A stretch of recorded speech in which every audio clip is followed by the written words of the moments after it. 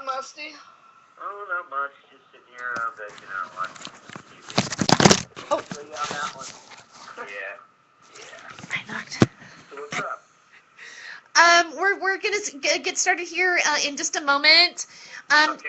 Okay, so I usually start out just talking to Kevin for the first few, like maybe 10 minutes or so, and then we'll set you up and bring you in.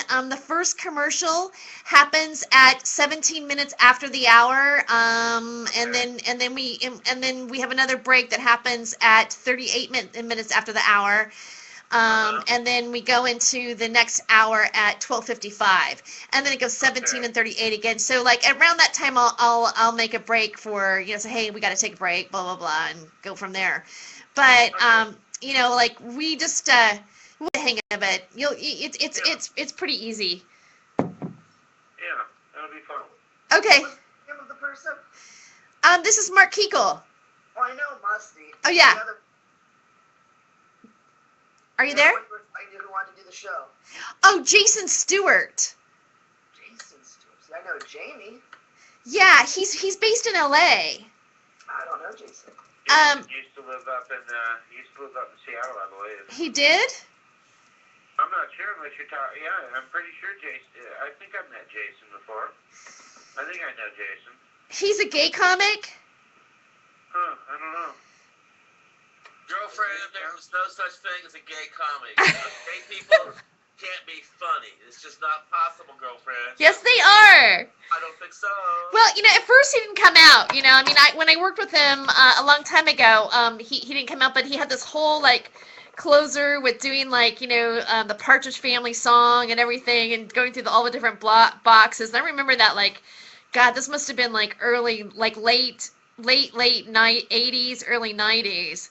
And eventually he came out. But did you ever see the movie Gia? You know that movie with Angelina Jolie playing the supermodel that gets hooked on heroin? Oh, okay. Well, there was this HBO movie where that's really good. It's called Gia, and it's based on a true story. She's one of the first women to actually come down with AIDS. And she was a supermodel. Here just a minute, so I'm going to hit Oh, okay. And when you hear the music play, that means everything's live. When you hear the music stop, that means it's time for you to start the show, baby. Okay. All right.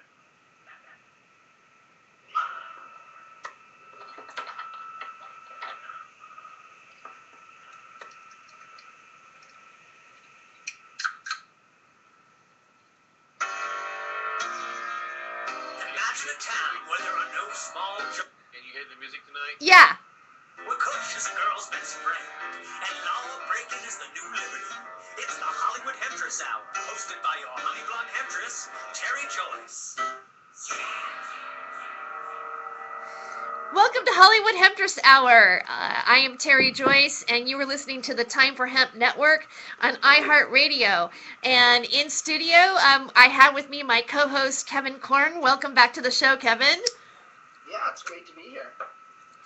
I took a hit of my pipe there for a second. I haven't smoked weed all day. Can you imagine that? I was just thinking the same thing, and I was loading right along as you were speaking.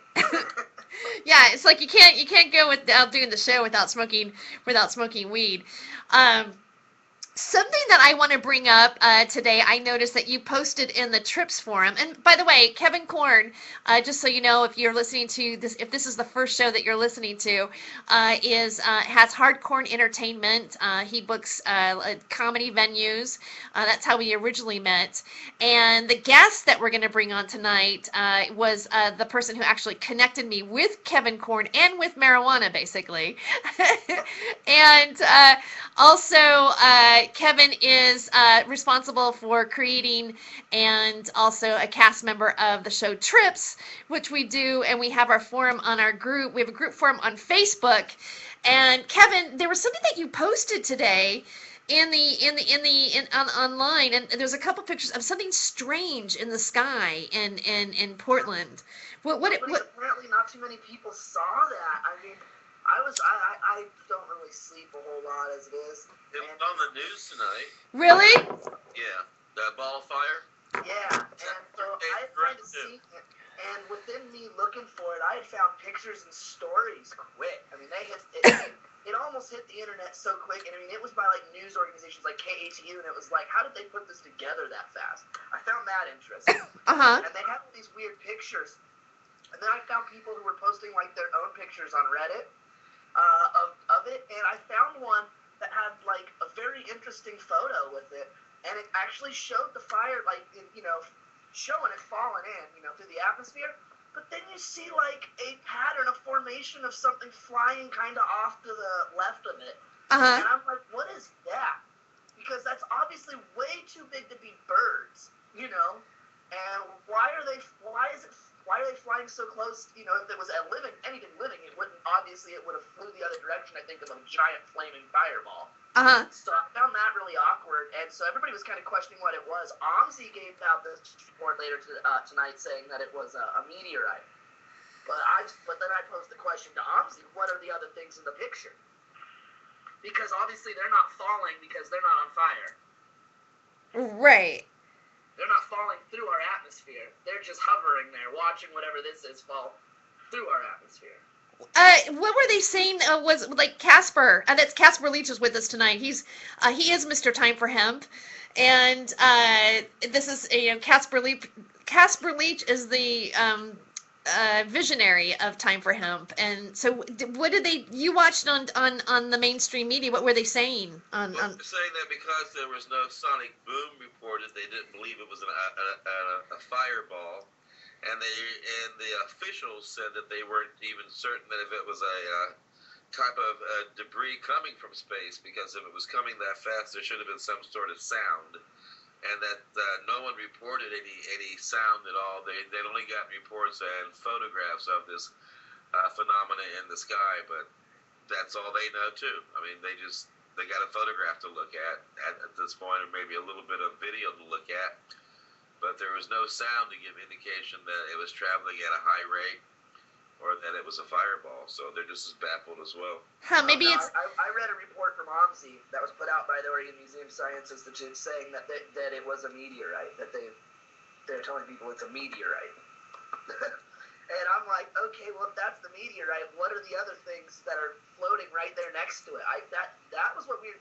To me, the fire thing in the sky, that really didn't bother me because it probably is a meteorite, probably is a rock, probably could be a piece of debris, Maybe it's alien poop. could be alien poop. I don't know. But what strikes me on is somebody got the picture, and you can clearly see, and it looks like they're in a formation of sorts. Uh-huh. These black dots, and I'm curious as to what those are. Huh. The picture. I mean, if you go back, and you can go on trips to see this. That's where the post is. Yeah. It's on there. If you find the post, it's in the thread. I posted it up there. I said, here's another interesting, I want to know what these are. Yeah, Kevin. Questionable objects in the sky. You post some really interesting thing. That one caught my eye today. I was like, whoa, what is this? I love it when there's like possibility of strange things floating in the sky. I had a good day posting strange things today. The board on trips was extremely active. It was. Sharing and commenting, and people that I would never even expect to even be in there started commenting on stuff. What were some of the posts that caught people's eye today? One was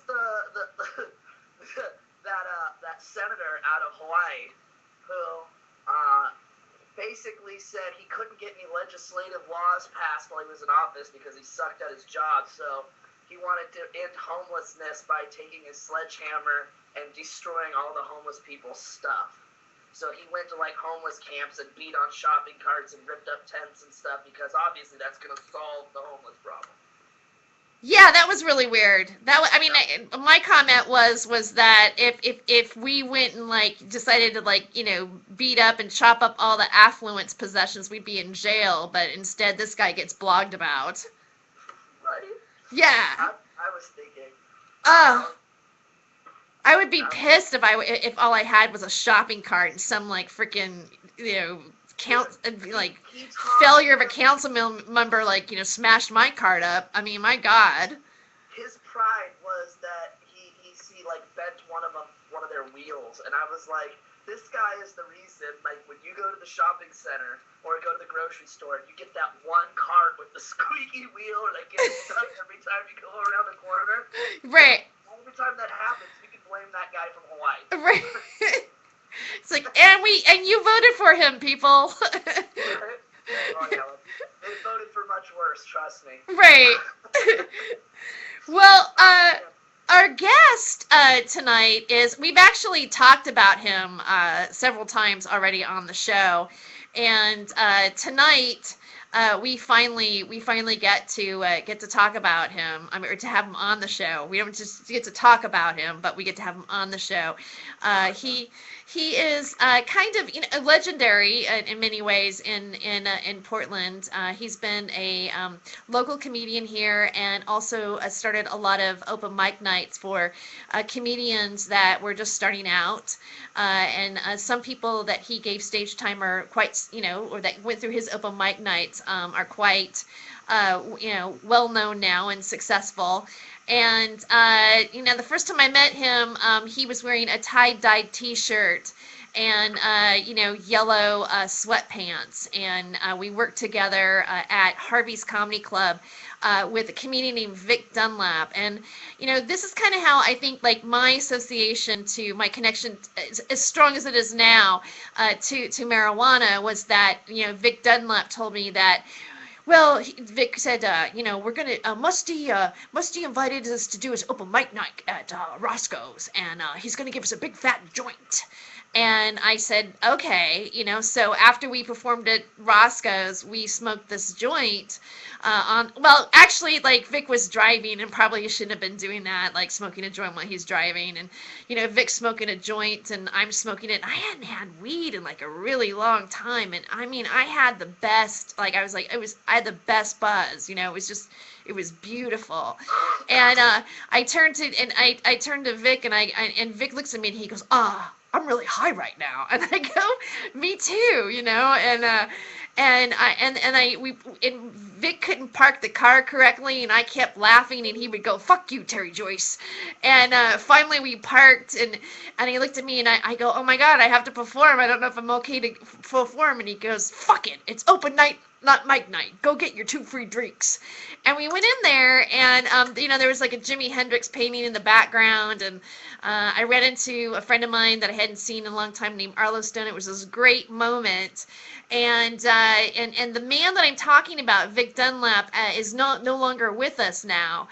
He was an amazing comedian. He was in the original cast of Make Me Laugh, and worked with Bruce Baum, who also I want to get on the show because he's a big pothead, and Vic Dunlap, and so he was my mentor for a long time, and I just wanted to share that story a little bit with him, and us smoking pot and going to Musty's room. This is the legendary Mustard Man on the show, and so I want to welcome him to the show. Welcome, Mark, Mustard Man Kiko. How you doing? Good. Can you hear me good? Yeah, I can hear you fine. I can hear you fine. I'm on my landline. I don't have one of those fancy phones that tells me what to do and stuff. Well, I mean, that's all right. Sometimes you need. I suggest you get Skype though. It's free. Skype? Yeah, on your computer. Never been Skyped before. Why do you ask? You've never been Skyped? I've never been Skyped. I've never been to prison. No, but it's really yeah, Skype. You can actually see someone face to face and then maybe see them naked. I've heard about that, but I'm so technologically backwards. It's pathetic. I don't believe that. It's just. I am. I just all this technology and all this MySpace and stuff. My goodness. Well, we're past MySpace now. We're on Facebook. That's right. I got that too now. Yeah, I saw that you made one post about that you were just gonna maybe leave it, that you were done with it. I'm just kind of bored, man. Really? I'm bored with it. I don't know. Maybe if there was naked chicks, I could tip $2 bills to. It'd be a little better. Right. Interesting idea. It What would. you're saying is I need to start a page with naked girls that asks for $2 tips. Well, you know what? I've just got a really big monitor, too. It's like the vaginas and the scales. Kind of cool. So, Mark, I want to ask you about, a few things. One would be your comedy career, and how you got started, how you came up with the name Mustard Man, and so let's start there. All right. Well, actually, I started doing comedy officially in 1984. So this next year, 2014, will be my 30th year, my 30th anniversary. And I started doing it because I won a Dan Aykroyd Acolyte contest through KGON. That's 92 point whatever FM, classic, the old fart station with all the old fart rock and roll. You know what I mean? Uh-huh. I won a contest, went back to New York. I was on Entertainment Tonight with Robin Leach. I was on MTV.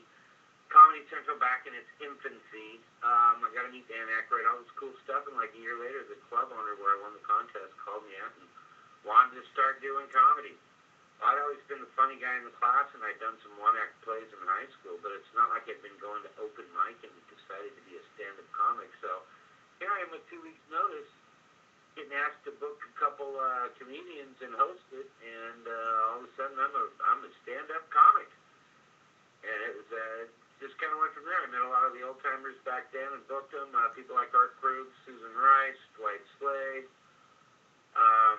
Got to know a bunch of the locals, got involved with all the venues, met some of the booking agents, started working.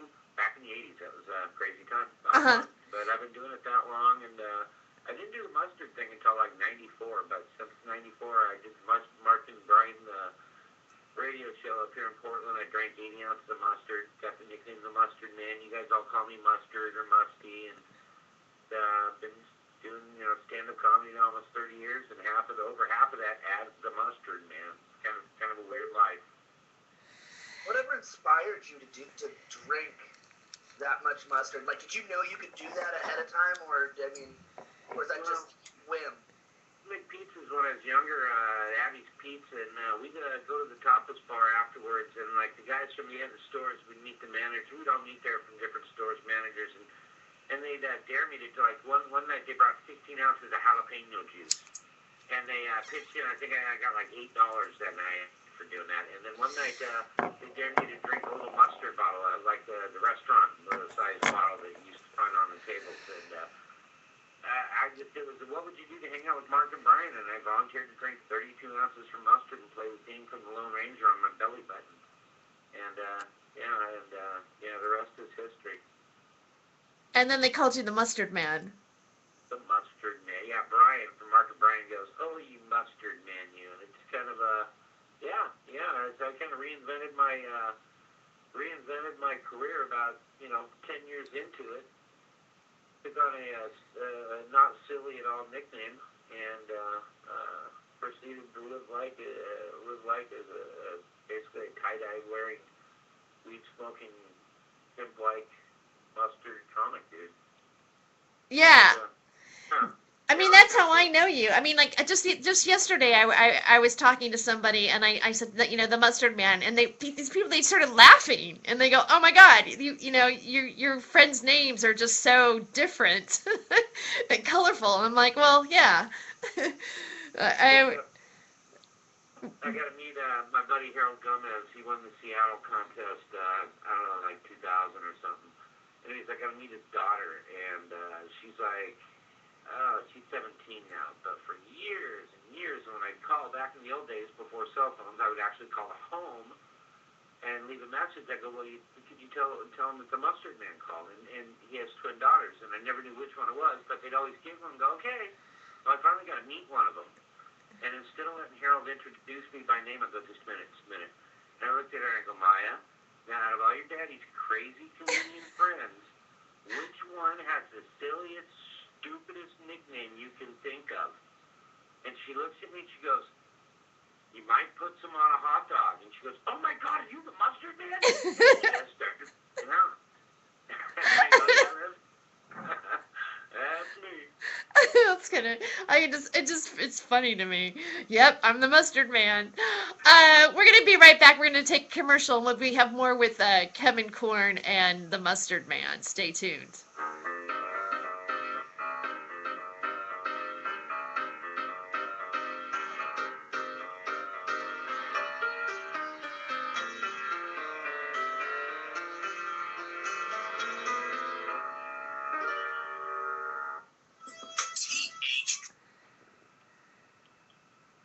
Feel free to chat among yourselves while the commercial is on. Okay. You know, how many times a day do you hear, mean Mr. Mustard sleeps in the park, shaves in the dark, such a go-getter. As many times I hear, I don't know, actually. I'm trying to think of other songs with mustard in them. Keeps a Tim rod up his nose. His sister Pam lives in the park. Anyway, so you guys can chit-chat among yourselves. You got 3 minutes. I just figured they called you the Mustard Man because you were easy to spread in prison. I don't know. That might apply back in the old days. When I had some game.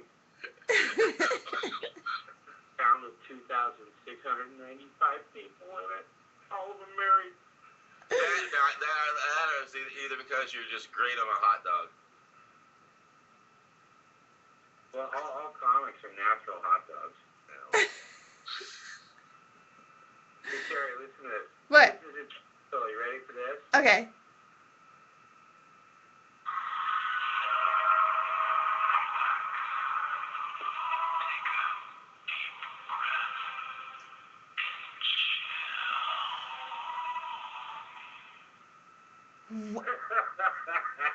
Oh my God! Will you do that on the air? I'm in my bedroom playing with my toys. I mean, in my man cave, not my bedroom. Okay, wait, can you do it on the air? Can you do that on the air? I can do that on the air. I can also do this.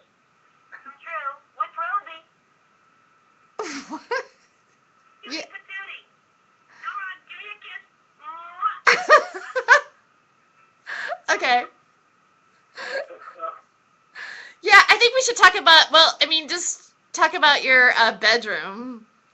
Oh, you mean the man cave? Yeah, I want to talk about the man cave. The man cave is like is different.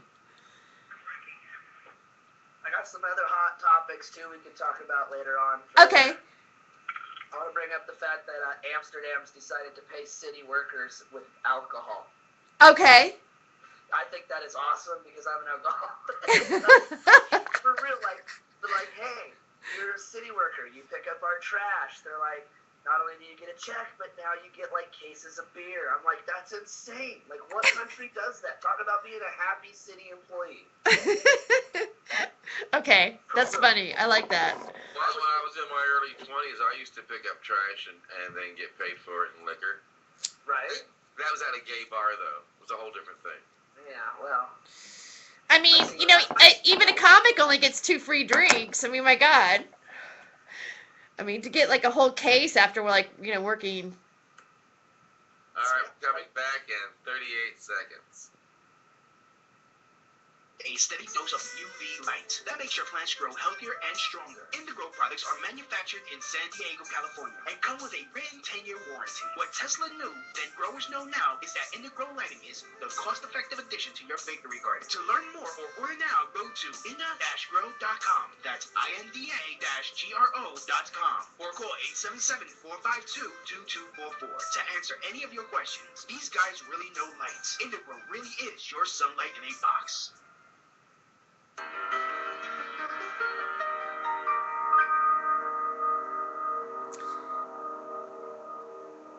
Welcome back to Hollywood Hemptress Hour. I don't know why I felt like saying it like that. Welcome back. This is Terry Joyce, your host. With me, I have Kevin Korn from Hardcore Entertainment. And also the very funny comedian, the Mustard Man, is here. So, did you just do a bong hit? Totally. Totally. Oh my God, I wish I was there having it with you. You want a chill pill over the phone? Sure.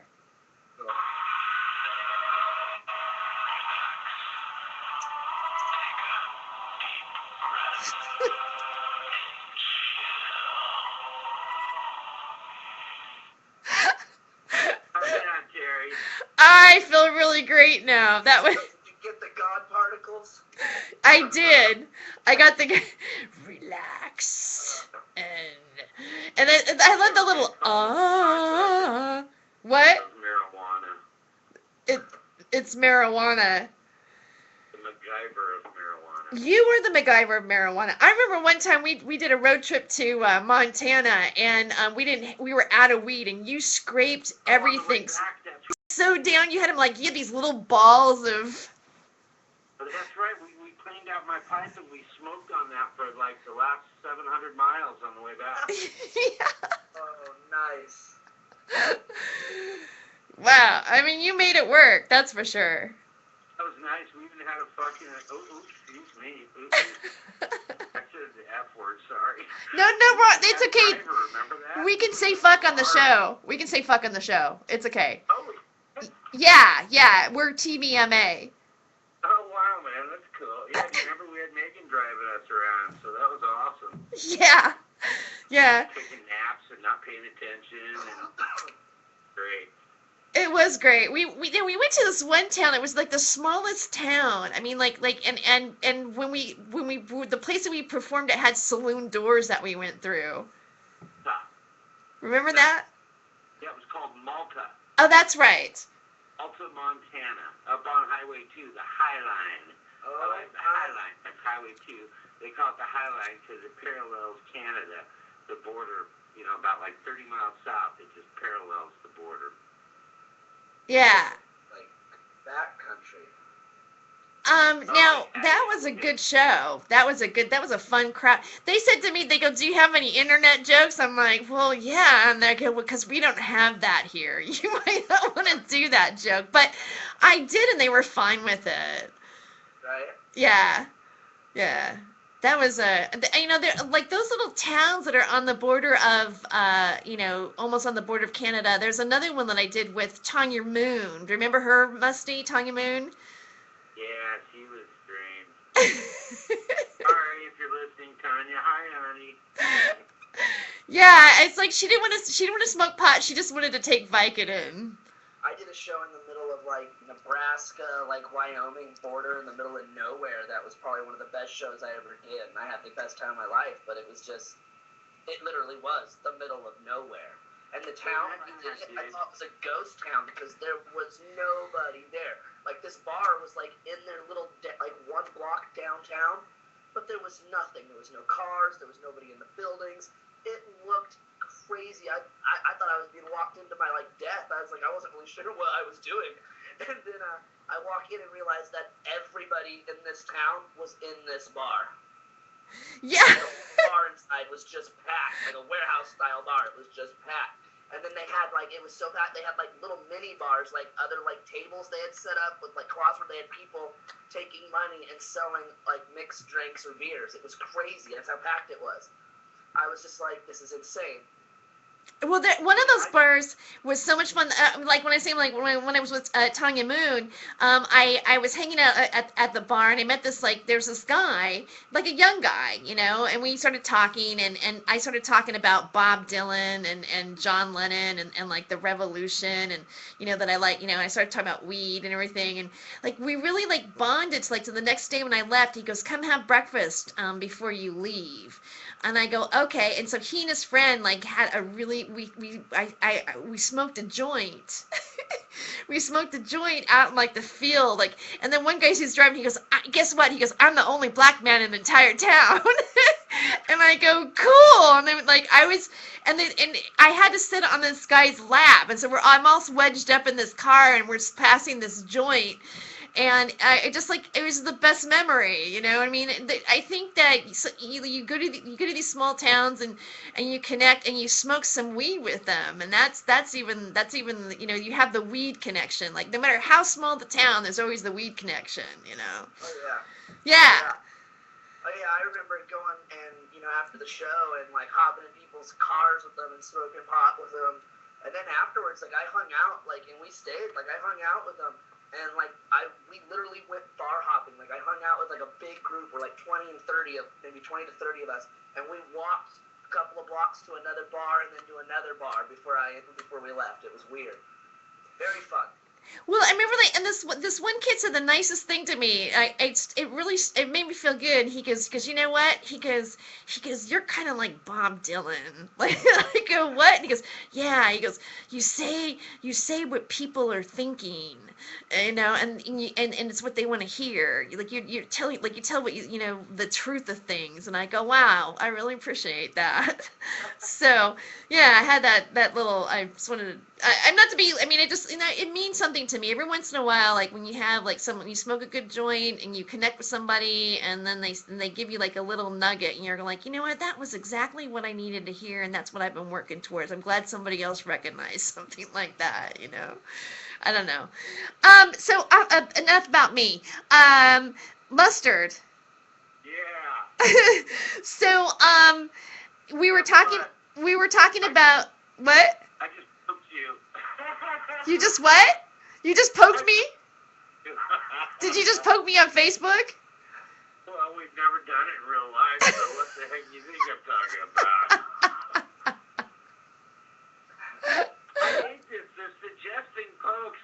They want me to poke dudes. Dudes don't poke dudes. Wait, was I suggested poke? Was I suggested poke for you? You poked me, and I poked you back. You poked me first. I'm just getting around to poking you back. I just recently poked people, and I said something about poking on Facebook. I think that's kind of funny, really. And then If they want me to poke Jim, I'm not gonna poke Big Jim. I might shake his hand next time I see him. It sounds stupid, and I actually had somebody like ask me, like write me a message and ask me why, and then I explained to him why you do it, and then he was like, "Oh, well, that's not so stupid." The reason you poke people is because if you have like a large friends list, right? Like a news feed, and you'll notice you'll be like following people, then all of a sudden they'll just kind of like fall off your news feed and you'll be following different people, right? Right. It just rotates through them. But when you poke people, that puts them back into your news feed for like a week or something. And if you start liking on their posts and whatnot, like in your news feed, it'll keep them there. And it puts you in their post. And if they poke you back, right, then you're on their wall. You get replaced into that timeline onto their wall. Oh, I didn't know that.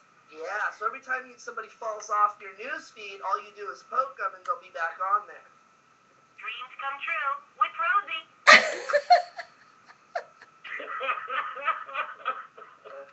I'm so big. Oh, yeah. Rosie. That's funny. Oh, so Mark, you're in you're baked, and you're playing I know what room you're in. I mean, I've even though even though like Mark's only virtually poked me, I have stayed at his house many times without him I'm sure you've left DNA on my couch and stuff. So yeah, I know that's that's how we became friends. You want to get out of LA and you call me up and say, I got some work scheduled. I want to come spend some time with you and Megan, my ex-girl, Megan. And, yeah. And you come up and get your taste of the Northwest, and then you wouldn't want to go home. And then, now look at, now you live here. I know, yeah. I mean, because when we were together, like here's the thing, like there's a lot of, like you can do tours of comedy work up here. And then you'll have like off time where you don't have a place to stay or whatever, and so like Musty, like a lot of comics, they offer their homes to other comics between their gigs. I mean, it's sort of a thing that you do. I mean, I've always done anyways. Legendary. Musty's crash pad is legendary. Yeah, I mean, no matter where I live, even though I don't live there anymore. Well, what comics, actually came what comics have come through and stayed at your house before? Augie Smith stayed a couple nights. Ty Barnett, of course, Osborne a million times. The Great Lake, Kane Lopez, Harold Gomez, Roger Lazola, and Guile Balaam. course, many times. John McClellan, he won the Seattle contest in '97, the year before Hedberg. Oh my God, it's just too many to, when I moved out of that apartment in Vancouver, I got rid of that couch, but I should have donated it to like the stand-up comics museum or whatever, because there's so much DNA. Actually, that's pretty gross. There. Uh-oh. Batteries are going out on that one.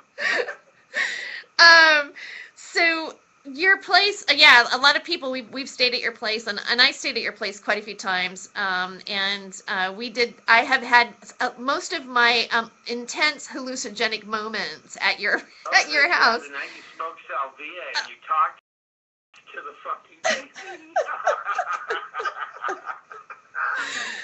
And then there was a night that you ate the brownies and had too many of those and had the brownie-induced post-stress traumatic disorder and flushed the cell phone down the toilet when I had both of my daughters over, my girlfriend, you, and Jay. So we got 5 women and myself in a 1-bedroom fucking apartment, and you plug up the toilet. I could take my daughters to Winco to go pee at midnight. Sorry. God, And you're still my friend. I can't even believe it. You're still. When Terry came up here, she stayed with us for like 3 weeks and went out on the road and made enough money and found a place right across from us and moved in and found this cool old kind of hippie dude named George, just a neat old guy. And she's knocking on my door going, Musty, I think George is dead. I was 50 years old my whole life. And I'd never had anyone knock on my door and tell me that my next door neighbor was dead until Terry Joyce had moved in next door to me. There's this shit that happens to you when Terry's around. It just don't happen otherwise. I forgot about that. Yeah, the look in your face, because I remember knocking. I go, I think George is dead, and you go, no. like the look in your face, because yeah, that was an ordeal. That was an ordeal. Surreal. That was just a surreal moment. That was a trip. He was a neat old guy. He was a sweet old guy. So he was dead. He did. Yeah, he was. Yeah. Yeah, dead as a doornail. Yeah. Yeah. Well, I ran over there and started yelling. Terry said she looked down through the bathroom door and could see him, through the little crack, and he wasn't moving. And I came and busted through the door. Didn't bust through the door. Came through the side door and was yelling for him and saw the blood and everything. And I could see that he wasn't moving in there. And that's why I told Terry, don't touch anything. Let's call 911. But it was sad. He was just an old guy. Blood out, drank too much all his life, but he's a sweet old guy and he was real happy there. Terry really brought some joy and happiness. I mean, having this hot little blonde as his roommate, going out and having her as your roommate's not too bad a way to go out. You got to meet some cool people and smoke some good weed. And he was really all about the weed. As a matter of fact, how we met was where we met. Remember? Well, it was on he was at that what was the it was a safe access point for people who like donated a lot of marijuana too. Yeah. What was the name of the place? You remember? It was off of Division. What? Let me see. I think I might. Darn it! I wish I knew, because he just loved it. He said that whenever he went there, you got your marijuana for free, and there were a lot of sick patients, and they all were together, and they sat around and they smoked, and he had such camaraderie. He said every time he left there, he had positive energy and a big smile on his face, and. We met because I put an ad in on Craigslist for a roommate.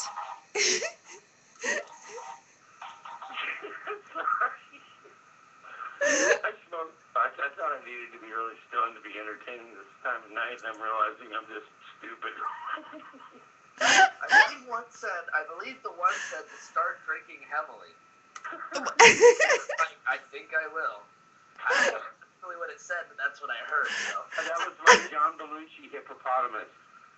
John Belushi hippopotamus. Yes, it told me to start drinking. So. Oblige. Here's a college down the drain. So- That's one of my favorite 7 years of college. And then, of course, my friend Rosie's here. Dreams come true with Rosie. So, I collect some of them talk to me. well, we do have to take another commercial break on that. You want to like play one? Can you do one more of those toys that you have before we take it?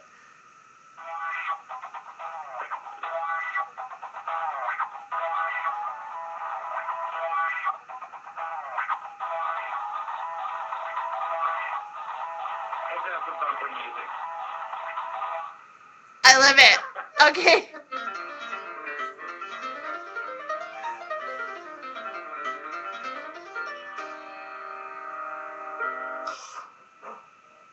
If you are in the Portland, So, Casper, are you there? I am. I was wanting to play the Sergeant Detective Harry Palmer Jr. Video like in the segment, and I'll set it up because also Mark knows Ron Osborne too, so I thought maybe it'd be fun to play it for you, Mark. Actually, it's Harry. He debuted that character at the grand opening of. I don't even want to give that place free plug, but MJ's. Remember where he used to work? Yeah, let's talk about that on the show. I don't want to give her any free publicity, though. I don't even want to say her name. Well, then just say nobody knows what. Just say MJ's. Nobody knows what else that is. Vancouver, because the whole thing was, Tommy Chong. He debuted that character in front of Tommy Chong, and Tommy actually walked by Osborne and said, "Hey, good afternoon, officer." Said that to Osborne. Yeah, it's awesome to watch. Yeah, it was funny. He goes, I'm Sergeant Detective Harry Palmer, Vancouver Police Department. First of all, I want all of you to know I'm really hip with this whole Chuck and Chong thing, and it was hilarious. Hilarious. Yeah, I love this character. This particular MP3 clip that I'm playing, I pulled it up from YouTube, and I hadn't looked at those videos for a while to see what the count is. But this one got over 600 views now, which is like, I was like, I hadn't realized that it was like, hitting that kind. I know for some people that's not a lot, but for some people that is a lot. You know what I mean? All right, I've got Last Karaoke Singer, the Cannabis Washington thing that you sent, and I'm uploading a thing called Introducing Sergeant Detective Harry Palmer Jr. Retired. Well, that one, that's not the one I wanted to play though. What, is there another one we have? And the one that the Washington one, the other, the two things. That's already. I did not know that was a Harry Potter. It's a Harry Palmer. It is. It's a Sergeant Detective Harry Palmer Jr. Oh, But we can do introducing. But introducing Harry Palmer Jr. is that one that has the music that plays too high over the dialogue. Yeah, no, we've got the other one that you were talking about. It just didn't say anything about. Yeah, that's it. I titled it that way on YouTube so that people would just click on it by the title. Okay. Well, Yeah, I've got it, and it's already in the queue. You want to listen to it before we come back from break? I'd like to introduce it maybe. Okay. Like during set it up that's what we're gonna listen to. All right, you got 2 minutes still to chat. Okay.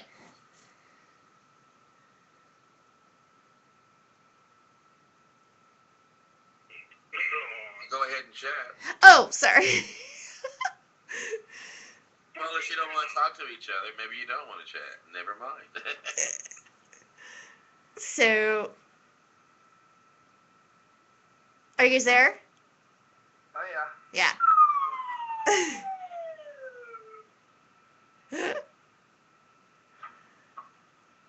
I don't have toys. I don't have any toys either.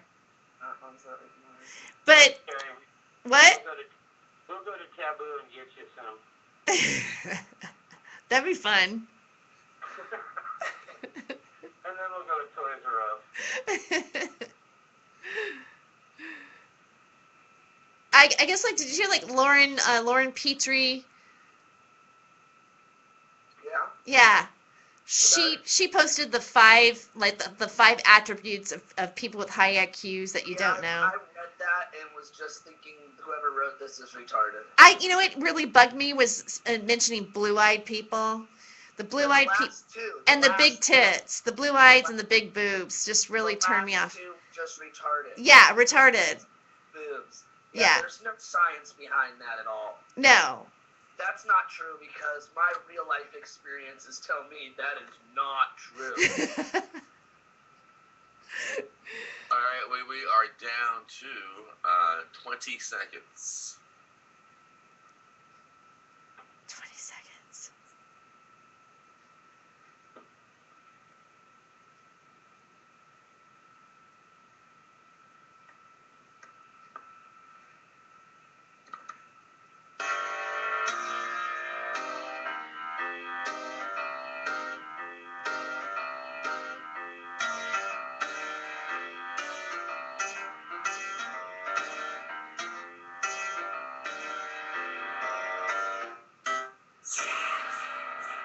Welcome back. Welcome back to Hollywood Hemptress Hour. Well, I was a little bit early on the uptake there.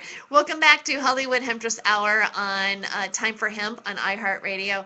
I'm here with the Mustard Man and comedian, the Mustard Man, and also Kevin Korn from Hardcore Entertainment and from Trips. And we were talking about what were we talking about before the break? Oh, George that died. George that died in my at my house. Oh yeah, George, neighbor. Yeah, the neighbor. You know, I put an ad. You know, he did pass away, and but before he died, he did live with me. You know, and we only lived there for like 3 months before he passed away.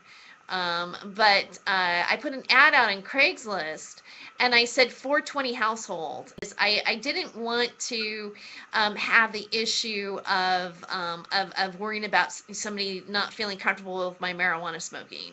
You know, it's like, and so I figured, let's just get this out on the table. And I was surprised to see the response. And then I realized that if you look through Craigslist now on housing, like there's many ads like that looking for roommates, and it's like almost like a type of specify, like 420 friendly or 420 something. So that's like, you know, I find that, I don't know, it's just an observation that's now part of people deciding to live together or not, and what's considered attractive. So he said that a friend of his gave him that post, and she says, this sounds like the right place to move into, because at the time he was actually living in his car.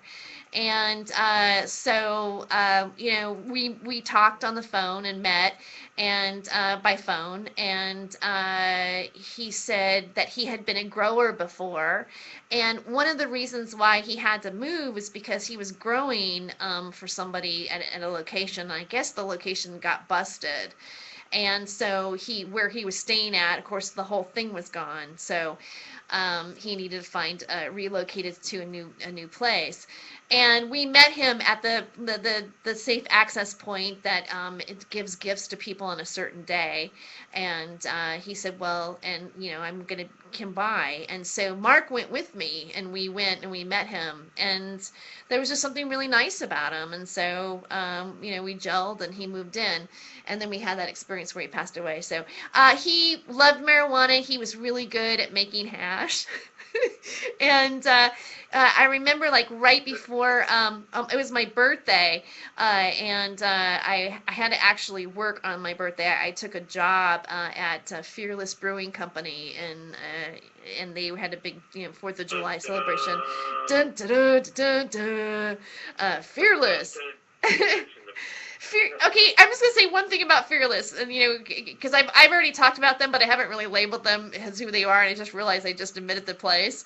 But you know, when I stopped off at the Cazadero, because I was living in Estacada for a while, Oregon. That's, you know, and so I stopped up at the Cazadero after I had my interview with them, and this one guy looks at a commercial that they did, and the owner's in the commercial, and he goes, "That guy's an asshole," and they hired me, but Anyway, I worked and I came back, and George, for my birthday, gave me like this really nice little tub of keef, like, for my birthday, and some weed, and we had a little celebration together. So, God bless George. Anyway, yeah, Sweet.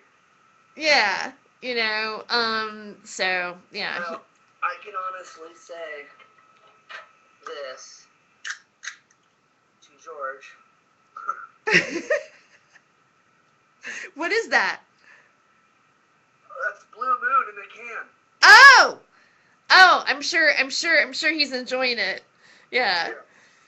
So. I'm dumping a little out for the homies. Oh, I got you. I got you. Yep. Poured it out down my throat, but I don't want it to go to waste. I'm also resourceful, and I think you'd respect that. Right. So Mark, I'm going to play a clip here in just a second of a mutual friend of ours, Ron Osborne, does this character called Sergeant Detective Harry Palmer Jr., and we've actually played him already a little bit, but he does this character, and this is like a clip from an interview that I did on Hollywood Hemptress Hour with him earlier last year. So this is Sergeant Detective Harry Palmer Jr. And there's going to be a little bit of lag time on it before it starts. What is that? I smoked marijuana before the show. You did. Yes, I did. Uh-huh. I wanted to find out what the effects would be if I came onto a television show under the influence of the marijuana, and since we are filming here in the state of Washington, it is legal, and I have no problem with that. I had to find out what would happen. Well, actually, I don't want to surprise you, but we're really not in the state of Washington. Wait a minute, what? Yeah, we're not in Washington. Oh, my Hey, God. he's gonna get busted. Isn't that funny? No, I will not be busted because I will be turning myself in. We're gonna call the. I'm gonna get like, hey, Please. Cooper Declo, let's call right now. Please do. Okay. I should be Thank you so punished much. because of what I've done. It's illegal, and And you should, and I'll I spank should you pay too. the price. I will spank you. Oh, no. You should be punished. I was told that you would be coming on to me sexually. They warned me ahead of time. They said something about you and men with mustaches. They said perhaps you'd like to remove your costume. I thought they were trying to trick me. Men with real mustaches, not fake ones. I still have my little mustache. The man You know that what I hired mean, him Mr. doesn't have to like disguise himself because he's embarrassed to like be associated with marijuana at all. You don't like role play then, I guess. Fine. You don't want any costumes? We'll do it. You know what? Bareback if you want to. I'll show you no costumes. All right. Thank you for watching, listening to. I want to thank our guest, Dr. Detective, Sergeant Detective. That does not sound sincere. No, you're not really thanking me. I want to thank this man. You brought me here to make fun of me. I am.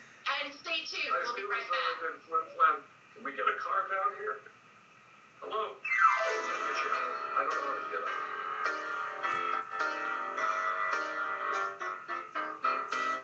So that was Detective Harry Palmer Jr. From A Moment, and Mark, you've known him doing that character for a while.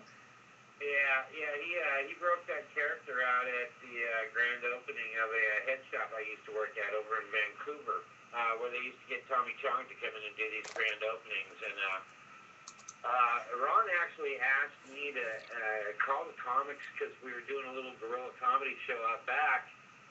And he actually asked me to call the comics ahead of time and let them all know not to approach him or come up to him and act like they didn't know him.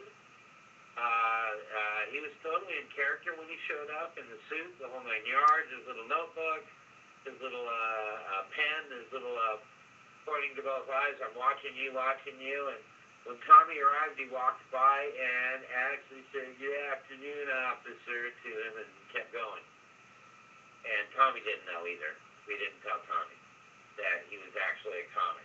And then Ron went up and addressed all these people that were watching the comedy show. I welcomed him on stage as Sergeant Detective Harry Palmer Jr., Vancouver Police Department, and it was awesome.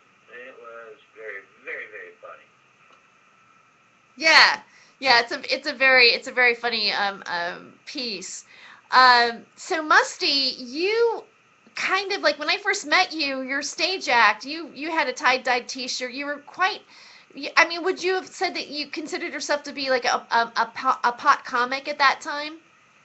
Oh yeah, I turned into the hardcore pot comic for a good, I'd say from about 98 to about, probably about 2011. In 2011, I stopped wearing tie-dye on stage. I stopped being introduced as the Mustard Man, even though everyone knows, you guys all call me Musty or Mustard or whatever. That's going to be my nickname the rest of my life. But I don't, I used to be, introduced as Mark the Mustard Man Keekle, but now when I'm out there doing my feature work, I just get introduced as Mark Keekle, no tie-dye.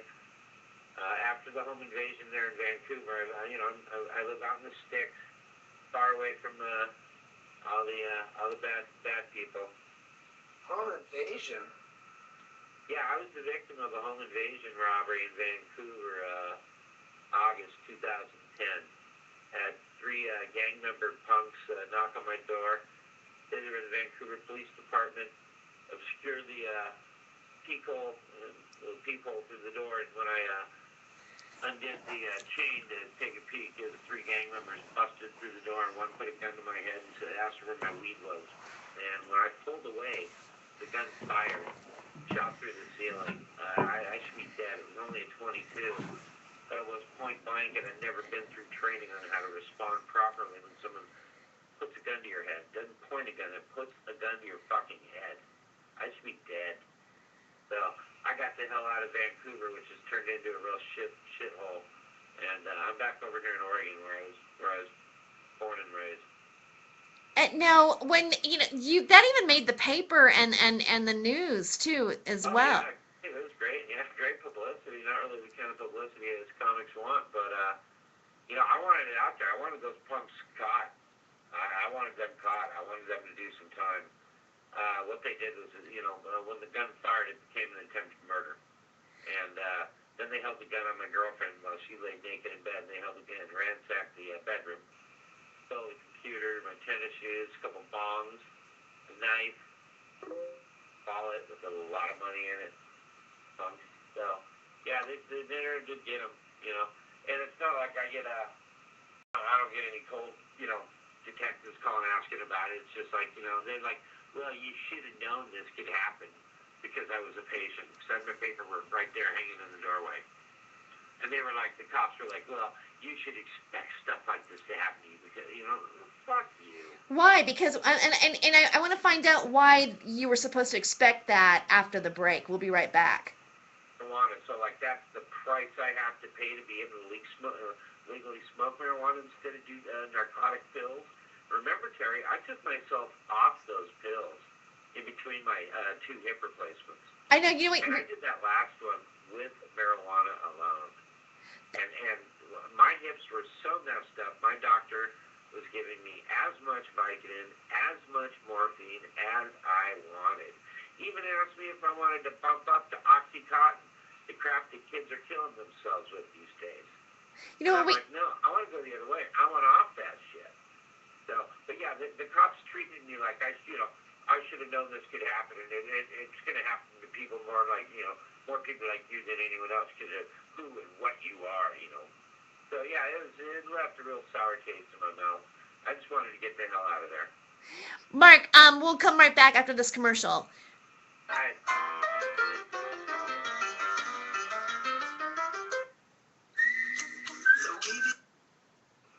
That was great. Mark. Perfect. Yeah. Great time. Yeah, I didn't really filter that too much. Sorry. No, that's not a problem. I mean, we don't have any language barriers, and I actually. Radio. Huh? I get pissed off thinking about Good those. radio because his story doesn't end off with "I'm a snitch." Right. Yeah, we had a guest on Monday that was actually dealing marijuana through the mail and like pounds of it and got busted, and that interview got really volatile in a way that it sounded like maybe he might have paid off the cops, or the fact that he might have been a snitch to somebody else, or a combination thereof, is the reason why he didn't end up doing any jail time. So, we kind of like asked those questions, and then Kevin like was like a pit bull and wouldn't let him off the hook, and like he ended up hanging up like before like the last 10 minutes of the show. Hey, the mayor of Vancouver is online. What? Oh, we're Facebook friends. Oh, really? Yeah, we used to talk about, when he was just a city councilman, I used to talk to him about dispensaries before he became mayor. Online, I used to talk to him. Never met. Very cool. Yeah. Not really. He didn't help find the bad guys. Kevin, are those like your picture for your Skype, that eyeball in the picture on your Facebook? Is that your eye? No, I wish. I don't know how to do that. I'm not that technically advanced either. Yeah. That's just a picture I found while I was searching, and I liked that one, so I took it. I took a photo of my eye, and then like I uploaded it as one of my pictures on Facebook. I didn't use it as my profile pic. I was kind of concerned, like, okay, whenever you see just the eye, that's very Illuminati. Yeah. Has anybody said that? Yeah, I've heard that, but it's also very, like, I attribute it to the actual meaning of where it came from, and it comes from the Eye of Isis, which is also why, Ra had the staff with the ball in it that supposedly he got from Isis, which is, the medical, which is also why you still see two snakes wrapped around a pole, and they still use that for our medical purposes. Uh-huh. And the Egyptians used, and so the Egyptians talk about the eye a lot, and it refers to Isis, I believe is the name, but it's like the bird-headed god. Yeah. That gave us medicine. That's where we learned how to operate and do surgeries and do stuff. That's how we fit. This is where it came. That's supposedly, according to Egyptian, Greek, I mean, just pretty much a bunch of different countries' mythology. That's where it comes from, other than like the religion we're brought up to understand. But.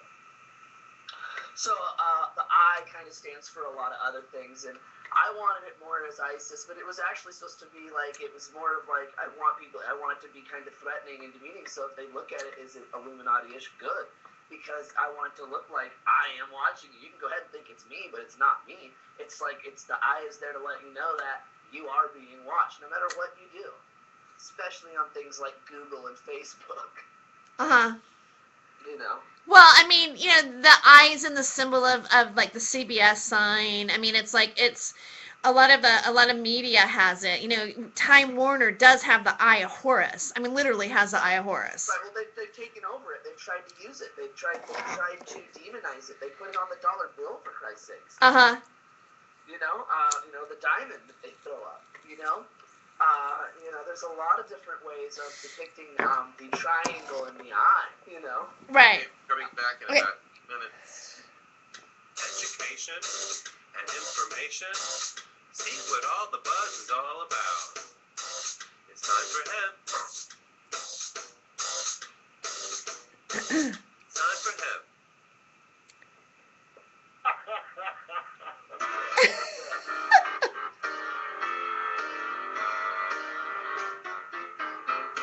Welcome back to Hollywood Hemptress Hour on Time for Hemp on iHeartRadio, and that was Mark Keekle, the Mustard Man, laughing in the background there. Also, we have Kevin Korn from Hardcore Entertainment with us, and welcome back. So before the break, Mark, you were talking about being assaulted and basically robbed and asked for your marijuana for did they ask for money too? Well, they got my wallet. They just wanted the weed. They asked for weed.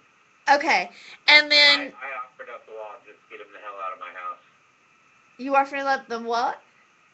Yeah, it was right there in plain sight. I mean, it's not like they weren't going to grab it anyways, but yeah, they got my wallet. Okay. So they got your wallet and they got your marijuana, and then the cops came over, I and only got $20 worth of medicine. how much? About $20 worth. Okay, so you didn't have much. My wallet. Yeah, it wasn't even worth the cost of that bullet that they let off. Basically, yeah. Yeah. I mean, really? So you got robbed for marijuana, basically, and then the cops came in and they just kind of were flippant, or just like no big deal, or you should have. I mean, I flip it. I should have expected it because I'm a patient and things like that happen to us. Like, that's the price we have to pay. Like, we shouldn't just be able to smoke marijuana, you know. This, of course, before it was legal. This was back in 2010. So. Wow. Yeah. My, how the tide has changed. Yeah. do you feel that it's changed, Kevin? Well, I believe the view has changed. Like, Uh-huh. the perception overall has changed. But I mean, it's just so weird to hear, like, you know, like, hey, you got 3 young-ass gangbanging kids knocking on your door, claiming to the police. They kick open your door. They let a shot off. They let a shot off. They only asked for pot, only steal your pot and bombs. I mean, they got his wallet, but, right? And they get what, like 2 grams at the most? Yeah, they got about 2 grams. Yeah. That's I had. hilarious. I had That's fucking I mean, the situation else, is bad, you but know. from their standpoint, it's like, how stupid did they feel? They were stupid. They even broke the computer. They dropped it, and the battery popped out, and there's parts of it on the carpet. And there was bong water all over. They took 2 little bubblers, and they spilled bong water all over. Man, And these they were took some kids. They were new and white because they're young and stupid. So they were just some punks trying to get initiated. I had some people. I actually had some people look into them and got more information from the people I asked to look into them than the cops ever gave me. Right. That's all I'll say about that. That's usually how that works. Yeah. So yeah, I put my feelers out. At that point, believe me, my feelers in Vancouver were long. I was very long. And I think your situation is sort of like it's the same as having somebody go, well, he raped you. Well, what were you wearing? Was your dresses short? Because you probably asked for it. You know, I mean, In that part of town alone. yeah, similar, very similar. Good analogy. yeah. So as a patient, you know, you were basically not protected, and I love your comparison of, well, if I was taking pharmaceuticals or something, I guess that would have made it different. If they had 20 grams volume worth of, let's say, what, like 20 grams of marijuana is how much money? How much money is that? 22, Terry. 2. Oh, two grams of marijuana is how much money? Like a 20 sack. So it's like $20. I didn't have a detective show up until 6 days later, and that was 2 days after the news came out and taped an article and got it on. It's on my Facebook. You can go back to August 2010, and it's on my Facebook, the news article. The news story.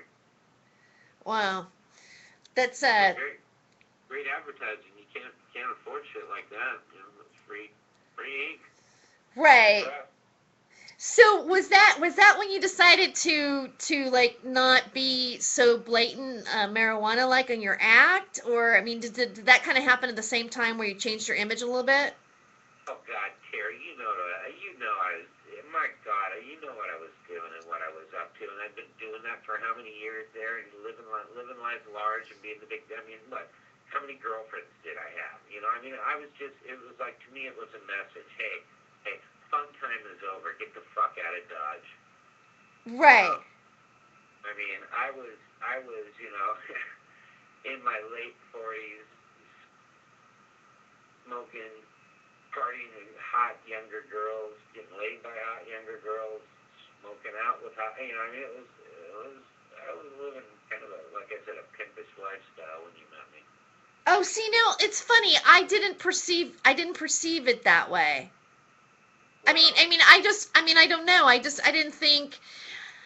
I didn't think about, women associating themselves with you based on marijuana. It's like but I guess like if you're flush and people like it, I guess supposedly it's sort of like an attraction for some people. For myself as a woman, I don't feel that way. I'm not with the guy solely because he's got marijuana all the time. But you do like it when he leaves it for gifts. I do like it when I get a gift. Yeah. Not like I'm expecting it or anything like that, but it's been, I found it charming. I was like, oh, how nice. Like, wow, he left me a little nugget afterwards on my bedpost, on my bedside. Um, and I found it was also an observation that I noticed that guys started to do, or the ones maybe I was seeing started to do, would be like they would like kind of come over and give me a little bit when they visited me, and and like take me out to dinner and then like give me a little weed, and it's kind of like you know how and I'm not saying, because I don't want to be overly defensive about this. I pretty much pride myself on not being a woman who expects a man to give them material things.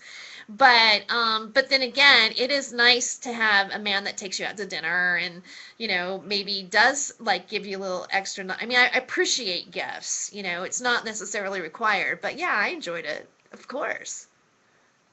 You know.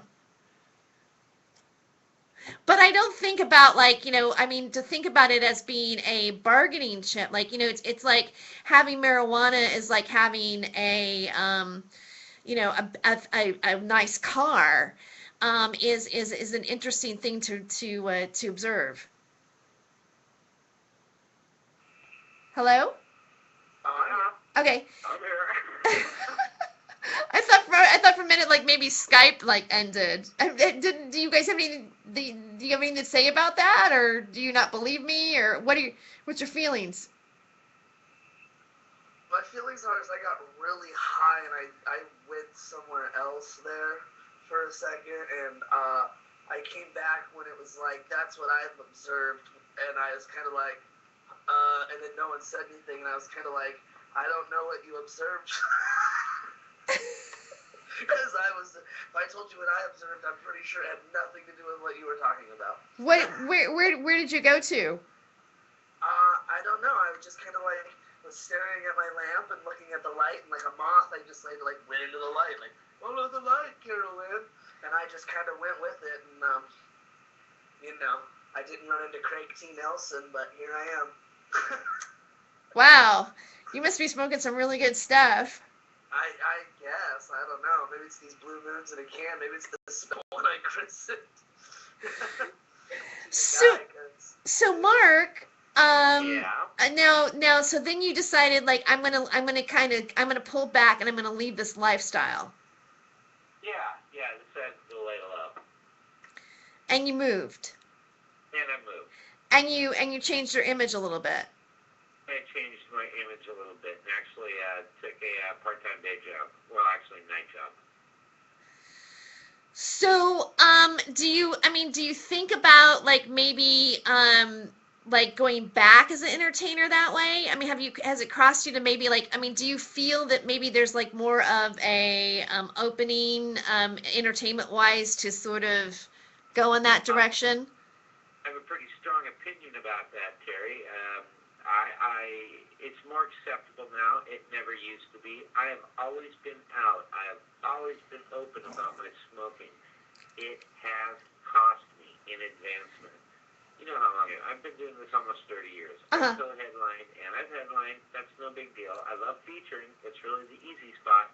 But because I am such an out there, open stoner, and have been pretty much my entire career, it has cost me advancement.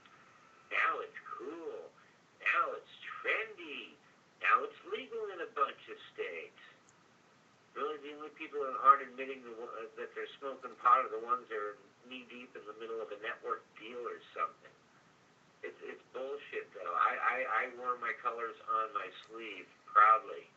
And I'm a stoner comic here, and I suffered the consequences and the prejudice from club owners and booking agents and other comics because of that. Oh, he's just a novelty. He's one of these stoner acts. How many Cheech and Chongs do we need? This was before the Doug Bensons and stuff. Now the jump on the bandwagon comics, the ones now it's cool. Now it's acceptable. Now they talk about it, and they, there's comics that have gotten quite famous now because they're stoner comics. So who, in your mind, who do you think those people are? Like, you think like Doug Benson, maybe? Well, Or? I love Doug Benson, but yeah, Doug.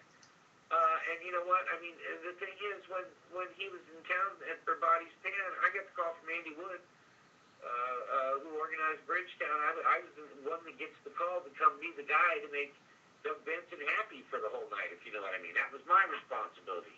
I was the one that got the honors. And same thing happened when Brian Posehn came into town. We hooked up on, this is back before Facebook, on MySpace, and I came and made his night very, very nice. And then same thing with Steve. I can't even think of Steve's last name.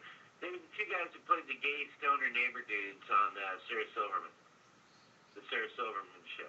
Brian Posehn and I can't remember the guy, Steve, but it seems like I used to always, when the big stoner comics came into town, I was the guy that was there being the guy down in the green room after the show and doing that quite well, but it became a reputation I didn't like, and all the other comics were calling me a dealer and shit. I didn't like it. I got completely away from it. Just time to change the channel. You know what I mean?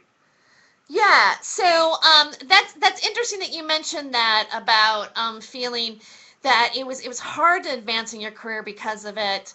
And then, and yet there were these other people that, now have like somewhat broken through with it, in some ways. And, that there's in a sense, I understand, what you're talking about.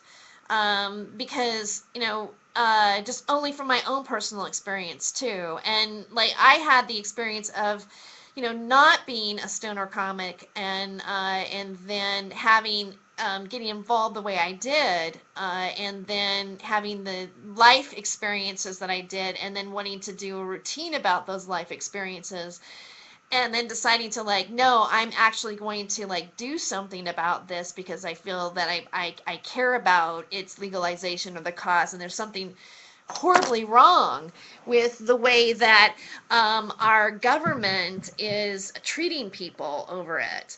The one thing that bothered me was when I was in the raid. I go back to the raid, and we were working on the Dope Show together when this happened. The Dope Show did some really rough things to us, I think. Trying to, at the time, produce a marijuana-themed show, and then also the time that the country was in at that time, I was, held at gunpoint by the DEA. It scared the crap out of me, and I was in the doctor's office that was in the same building as a medical marijuana dispensary. I wasn't even in the dispensary, and the one thing that just kept running through my head was, but I voted for this. Like, why are you treating us like this when this is what the people decided to implement as law? And so it's that kind of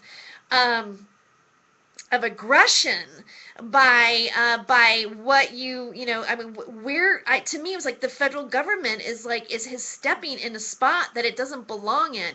And I don't care how you slice that down, that disturbs me to no level, and I felt the need to do something about it. And again, once I started to do that, I had friends come to me and say, maybe you shouldn't be doing this. This might not be the best thing for your career. I have friends of mine that are peers that will not do the show. I respect them. I love them, but they will not do it because they feel that if they do, they're going to lose out on that Disney deal. Now, they said this to me like 3-4 years ago, or 2-3 years ago. I don't know if they would like say something something different now because it's becoming more popular in the media. And you know what? After the break, I kind of like to talk a little bit more on this subject matter, and we'll get back.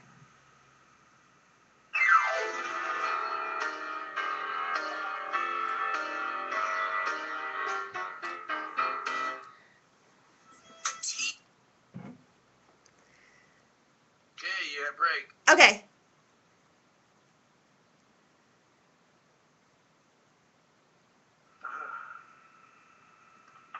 Hey, Terry. Yeah. You know Jason? America? Yeah. Personally? Yeah. Is he safe? What do you mean? Well, I mean, he's messaging me, like, trying to sell me something. Is it cool if I buy it? Oh, yeah. Yeah, totally. All right. Cool. Yeah.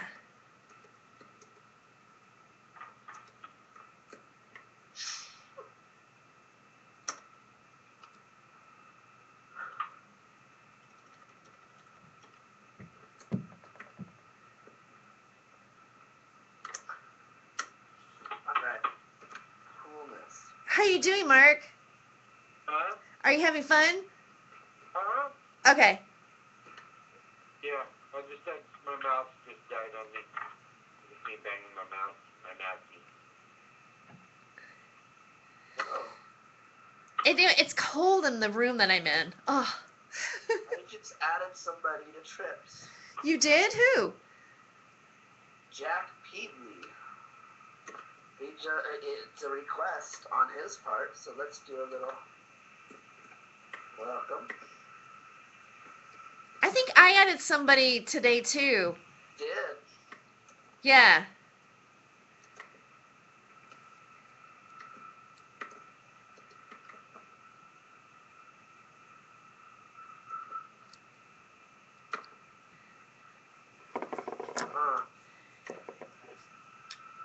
Weird.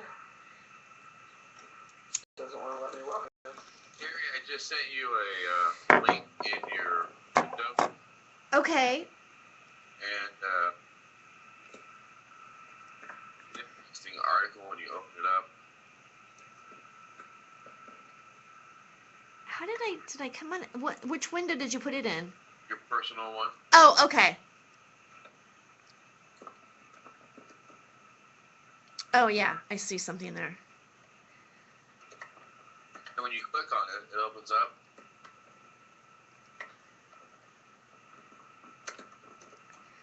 And see, it says, "Welcome to our renewing sponsor." Yeah. So that means if they're going to renew with those people, maybe they'll be new with us. You want to go get them? Yeah. Perfect Gardens. That's the name of that company that they're thanking. Okay, yeah, let's go get him. Yeah. Well, Sure, I found one for you today, and I gave it to Terry to call. Yeah, and as a matter of fact, he's interested, so I sent our stuff over to him. It's Vapor Oregon. Oregon Vape. Yep, I sent them a message, and they sent me a message back saying they were super interested. I sent them some links. They came back, and they said, and then they messaged me again, and then I was like, Terry, these people want it. it will come back in 38 seconds. Are in stages. As nature intended, your lights get a steady dose of UV light. That makes your plants grow healthier and stronger. Indigo products are manufactured in San Diego, California, and come with a written 10-year warranty. What Tesla knew, then growers know now, is that Indigo lighting is the cost-effective addition to your bakery garden. To learn more or order now, go to inda-grow.com. That's INDA-GRO.com. Or call 877-452-2244 to answer any of your questions. These guys really know lights. Indigo really is your sunlight in a box.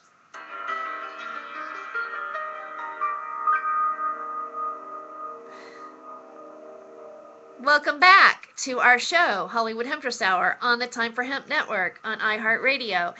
With me, I have the very funny comedian and marijuana activist extraordinaire, or you just have so much knowledge about marijuana. He's a pamphlet of knowledge, and he's very funny. Mark Keekle, and also Kevin Korn from Hardcore Entertainment. Musty. Yeah. So we're talking about you know, how you might have felt discriminated, or that your career might not have advanced as much as it could, Yeah. based on the fact that you were an out comedian about marijuana in your persona. Yeah, absolutely. And They just didn't take stoners serious back then. You know, they don't realize. I mean, I'm a stoner with a genius level IQ, and man, I just get a kick out of club owners, booking agents, other comics, what have you, that treat me like a dumb stoner when in fact they have no idea that I kick ass on Jeopardy.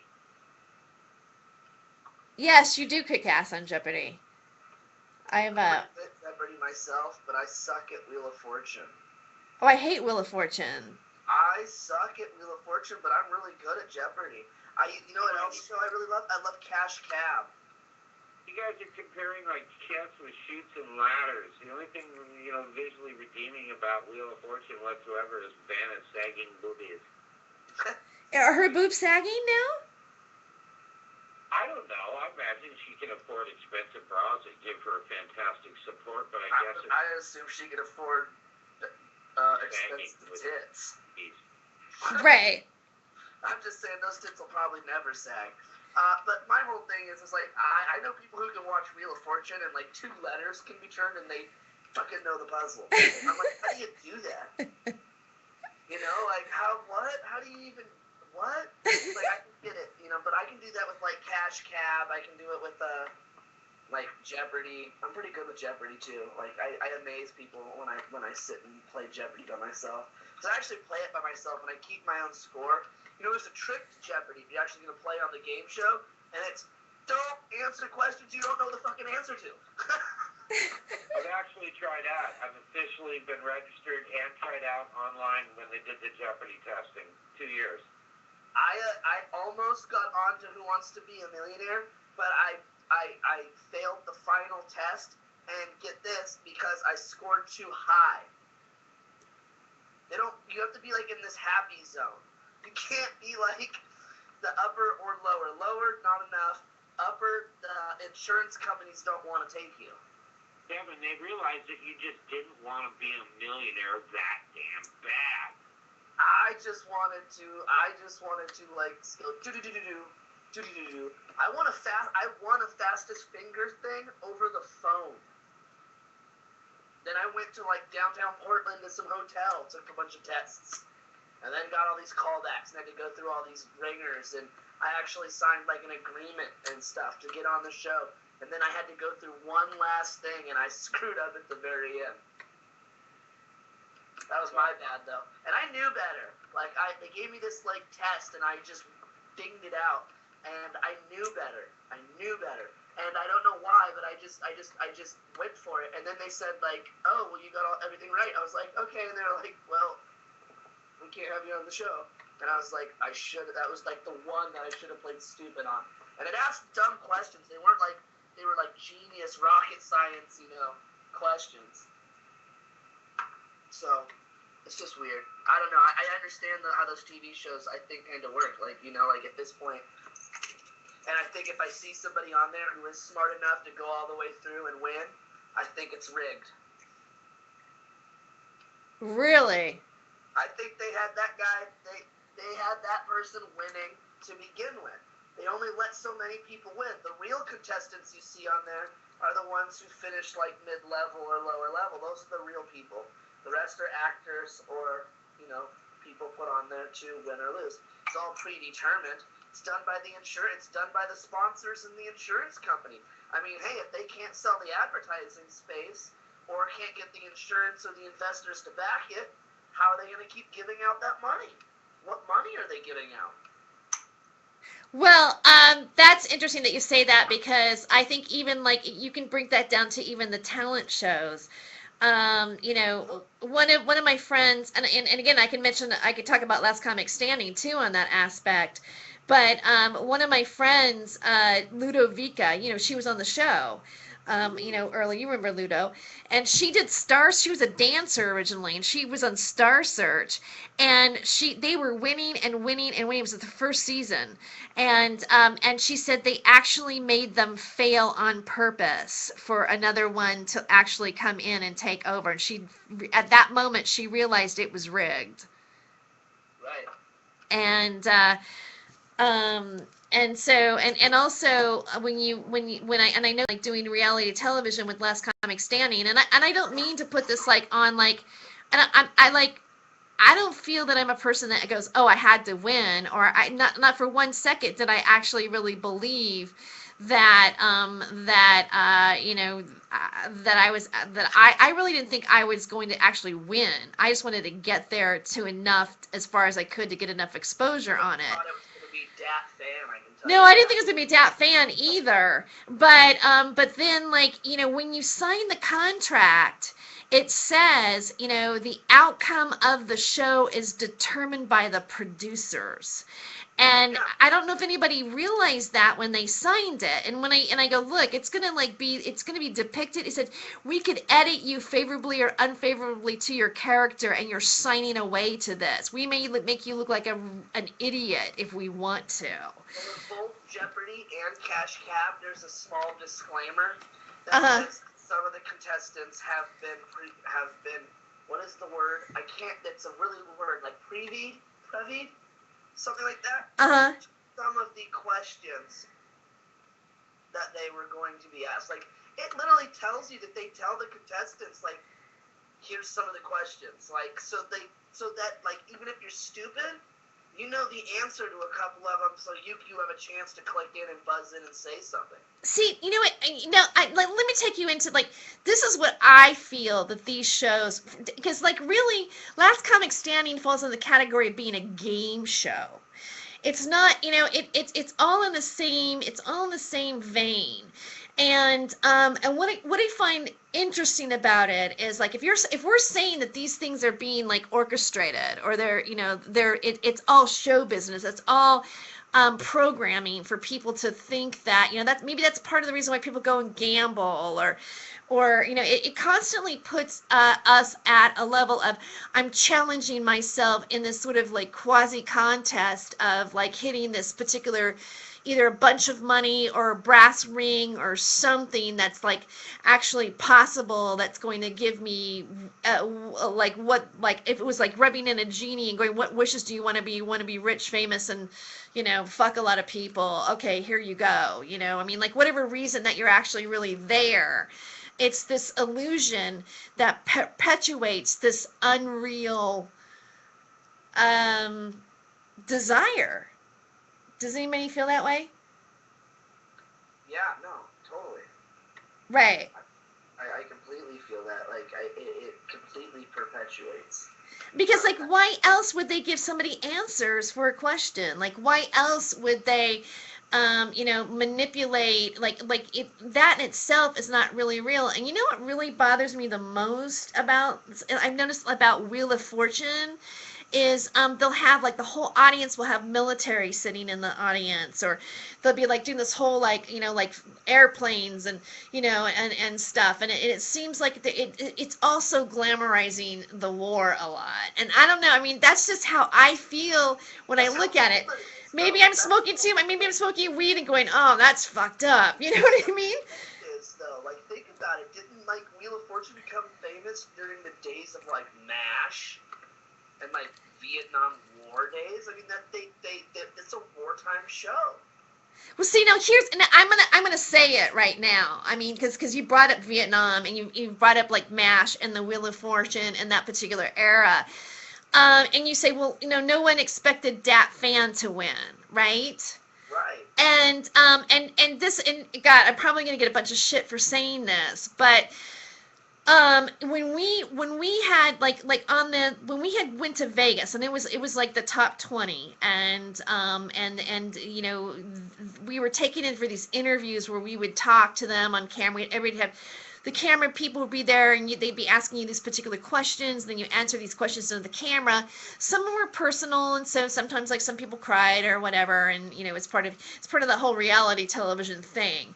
And so Dat Fan looked at me and he goes, "So did you cry?" And I go, "Well, I did a little bit, whatever." And he goes, "Did you?" And he goes, "Oh, I bawled like a baby. I just totally bawled." And I was like, "Oh, okay." And then when they, like if you watch reality television, you'll watch. I mean, you watch how they break it down, and the ones who are going to advance to the next level, they spend a little bit more time on their backstory. And so that's what they were doing on that when they aired the first episode of us competing. And they showed a clip of Dat Fan, like, crying in the camera, introducing him to the audience for the first time. Like, most of the time, most of us, they just did, like, where we lived at or, this and that, like, these little trivial things. But like they did do that with Dat Fan too, but they took that one footage and like that was the opening scene of him crying about being in Vietnam, and then him and his mom being so poor and having to live off of government cheese. And when I just thought it was like, well, that's an interesting like angle to take on the show.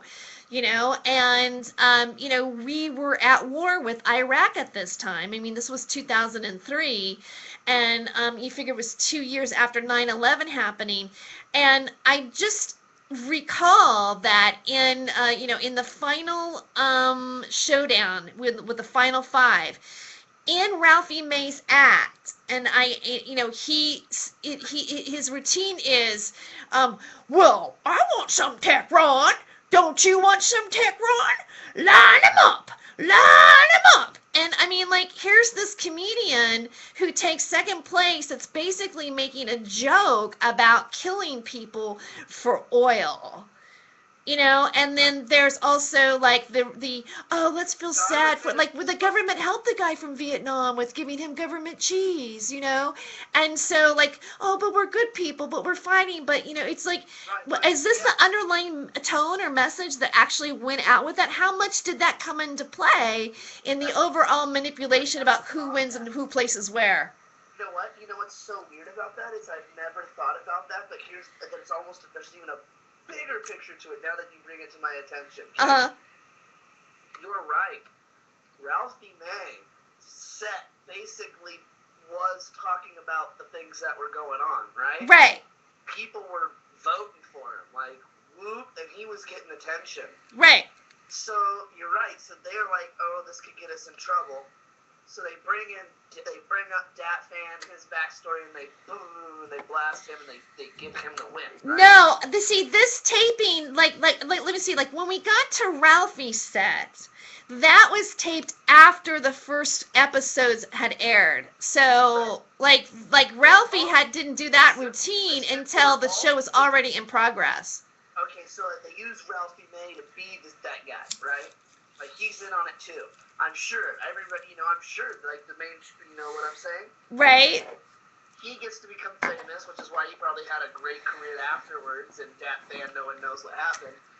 And after that, where did Dat Fan move back to? Because I think we'd hit that place with, like, a volcano,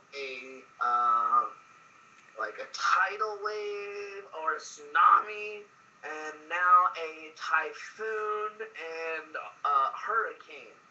And I think like we've wiped out like half of the Philippines. And for some reason it just keeps happening. And when I say we is because, I've been looking into a lot of what people think are crazy because I think it's crazy, so I look into it. I'm sure that there's such thing as HAARP. Okay, I was just gonna ask that. Do you think it's HAARP? But I'm convinced on the HAARP. Frequencies. I'm convinced on that. Like I've heard too many scientists basically tell me how it works fluently, and they're like, and they just are like, yeah, and I'm like, oh. Yeah, I was wondering about that too, Kevin, and it's interesting that you bring it up now that you feel that maybe this area has been attacked for whatever reason. And now they're doing it through weather, perhaps.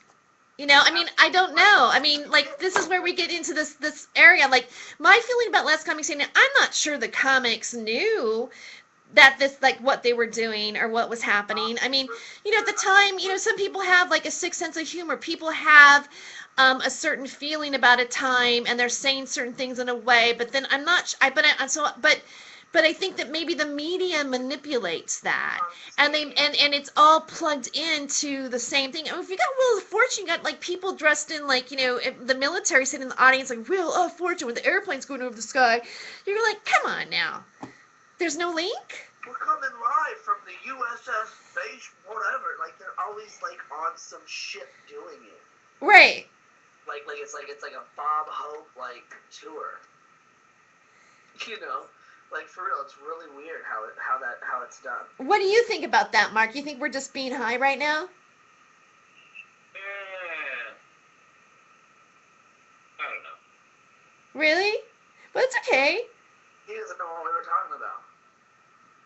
Wheel of Fortune, Bob Hope touring on Navy boats. I might have got distracted. I'm sorry. All right.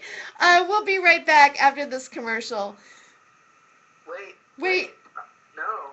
I'm sorry. I want to see shit on Facebook that says my daughter's in a relationship. What?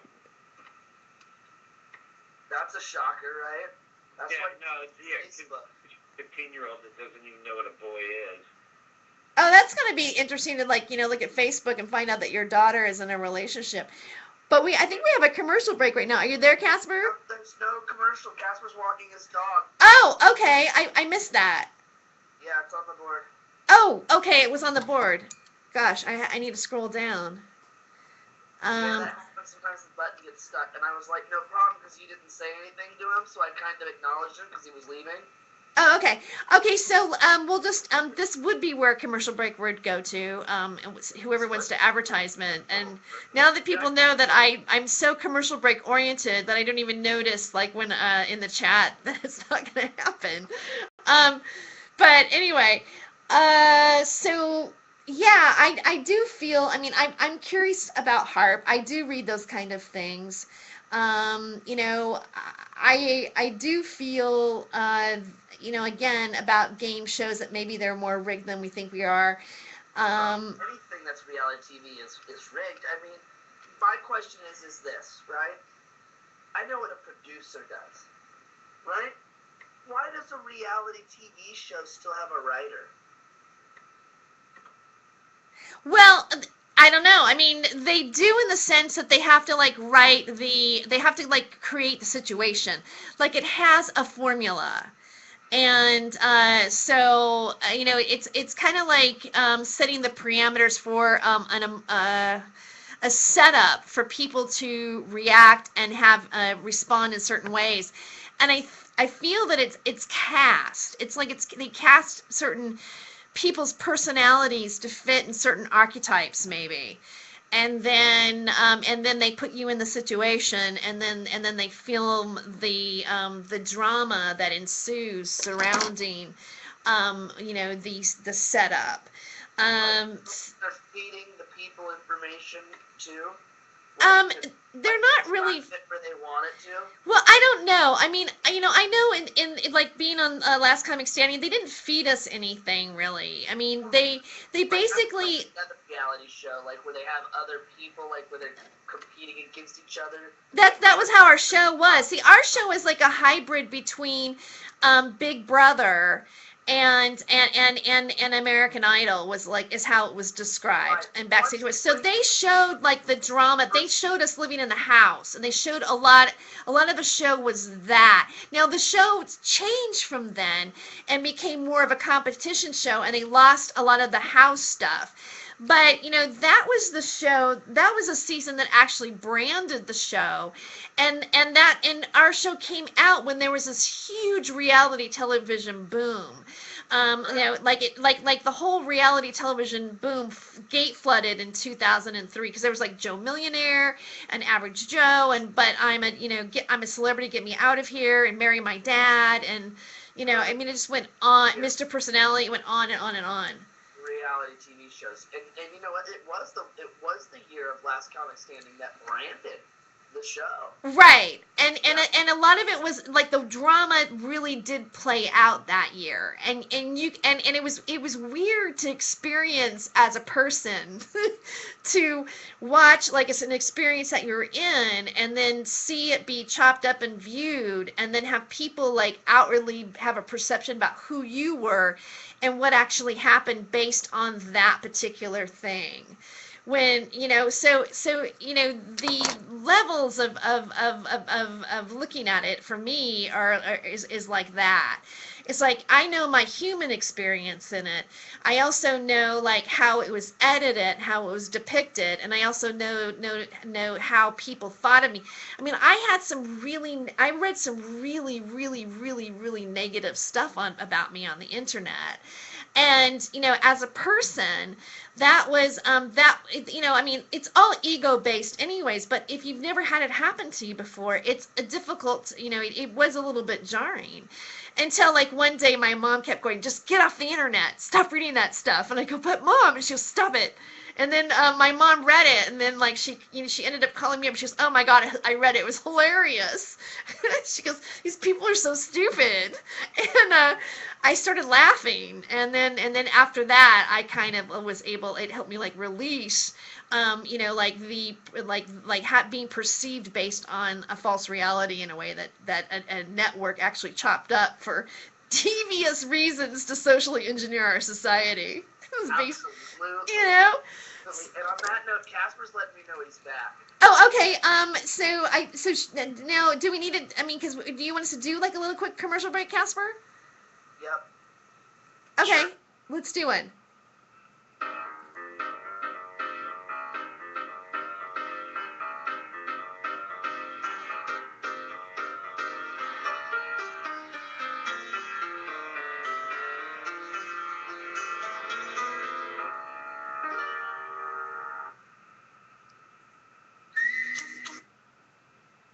I just want to keep whistling every time he does that.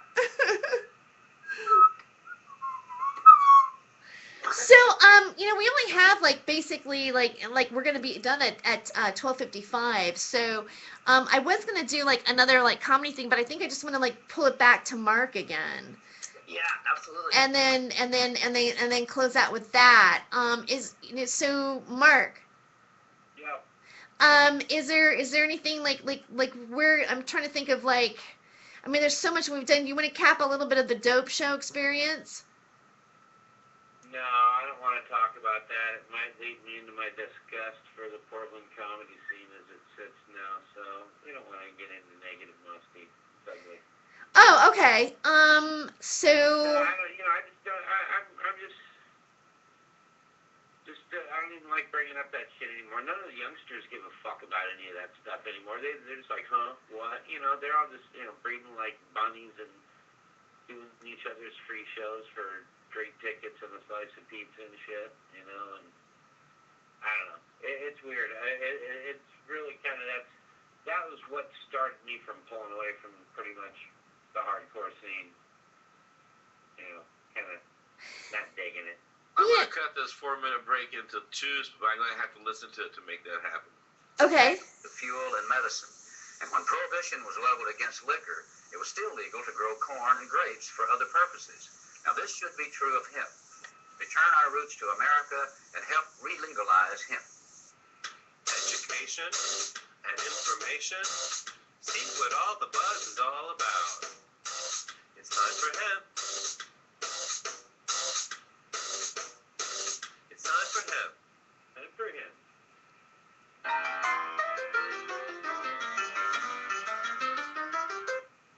We're back with Hollywood Hemptress Hour on Time for Hemp on iHeartRadio. With me is Mark Musty, the Mustard Man Keekle, and also Kevin Korn from Hardcore Entertainment. And we're wrapping up to the final time now. And we were talking about a little bit how we felt back, the discrimination that you get being an out marijuana comic. But now it looks like there might be a switch for a change happening, and You know, I actually was talking to an attorney down in Los Angeles that he's a 420 attorney. His name is Stuart Richland, and you know, he said, he said, so what's it like up in Washington?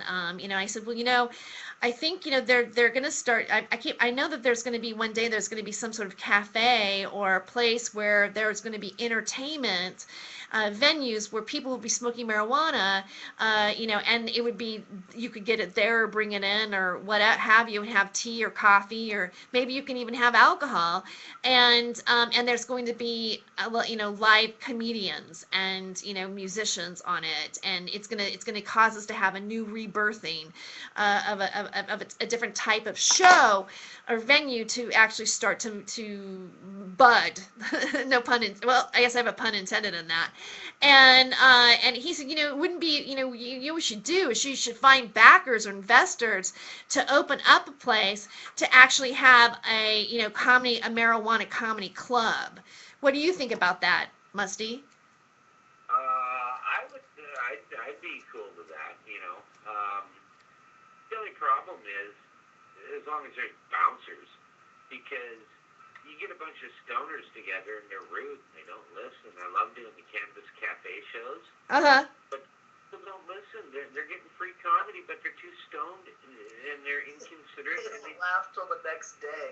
You know what? But I've done some marijuana shows and just had great shows. I mean, just great shows. So my feeling is I think it might be that place. It might be like that venue. And I'm not sure if it's, I haven't, I don't think, I'm not sure if it's just that all marijuana or stoner audiences are crappy like that. You know, it might be just one of those things like it is like other bars that we perform at. There's just some places that the vibe or the types of people that are there happen to be a certain way. And a lot of that is influenced by sometimes the establishment itself. yeah.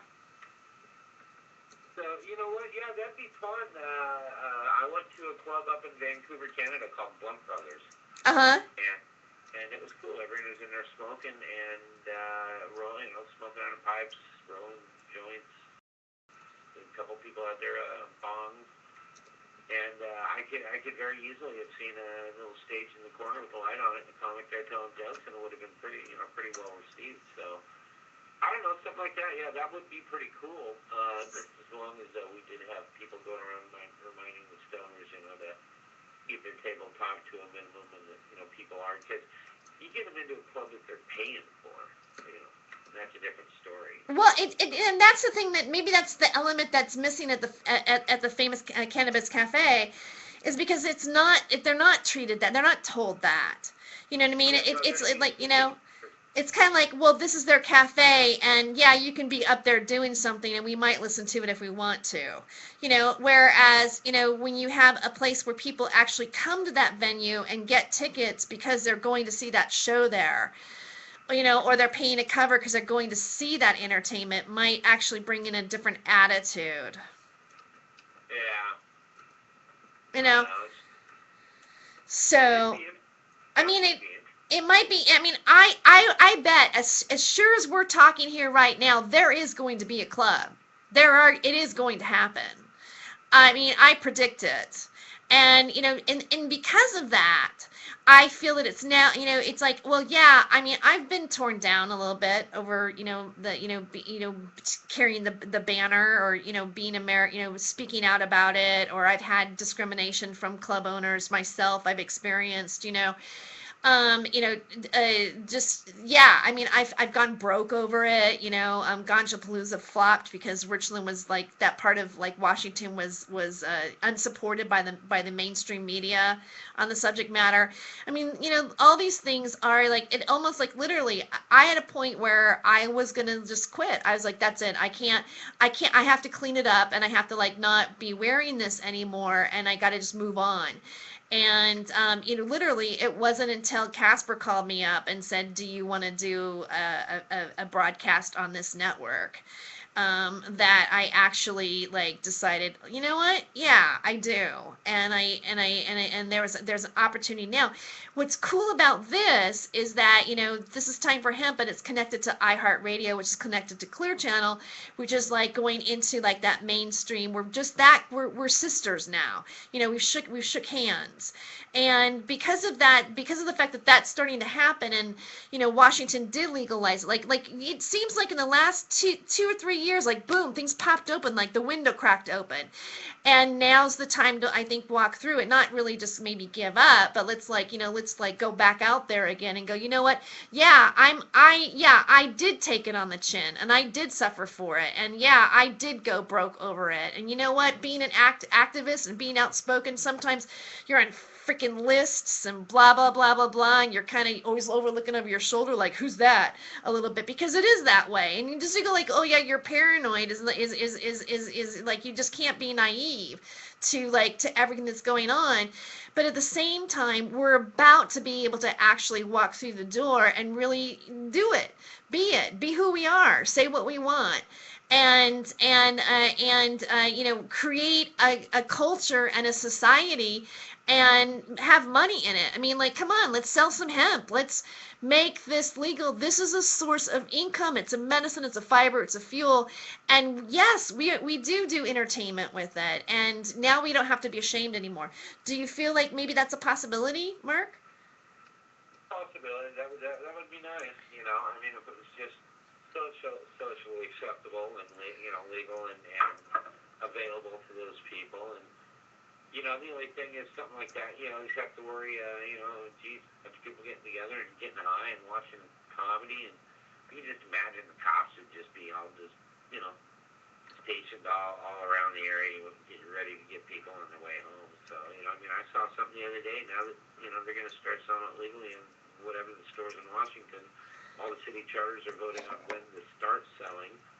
I saw an article, or it was on the news, on the Channel 8 News on TV the other day, something about how they're going to amp up their amount of people that they're pulling over, and that they're going to be going down to detection levels as low as 5 nanograms in your... You know what? I'm 5 nanograms in the middle of the fucking night. I'm 5 nanograms in the morning when I wake up. So they're going to start, the cops, now that it's legal, there's going to be a new way they're going to generate revenue. And that's going to involve pulling people over and arresting them for being under the influence of marijuana. So I want all our friends up there in Washington to be careful. Because it's legal doesn't mean the cops are looking the other way. They're pissed off they lost the battle, so they're going to start another war. Yeah, I mean, they do that with alcohol too, though. I mean, I don't know. It might be interesting it's going to be interesting to see what happens.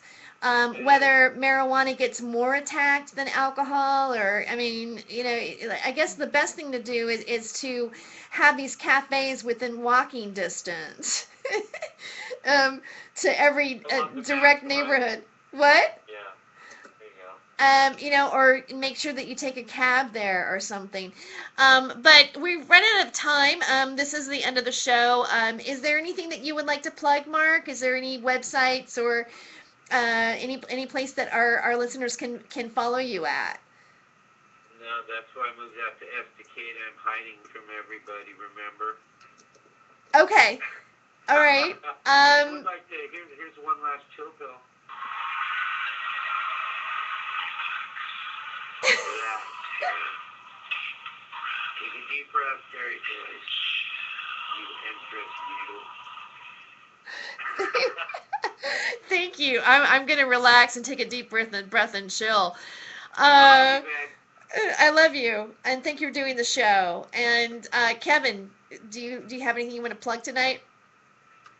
Yeah, we got a show coming up December 5th at the Avenue in Vancouver, Washington.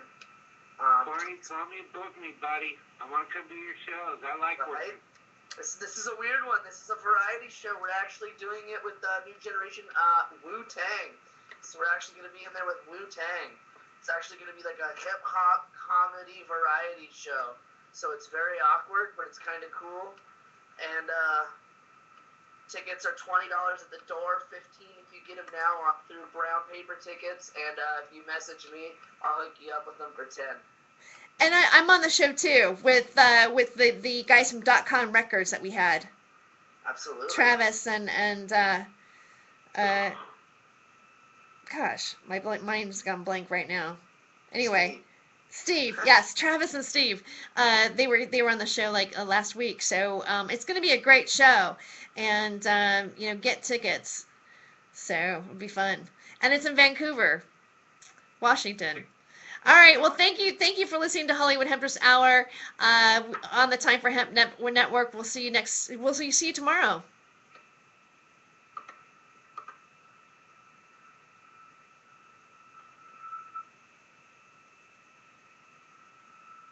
Casper? Well, that was weird. Didn't you hear the music play? No, Oh, I'll do it again then. Oh, no, that's okay.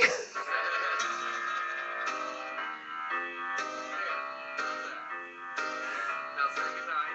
Good night.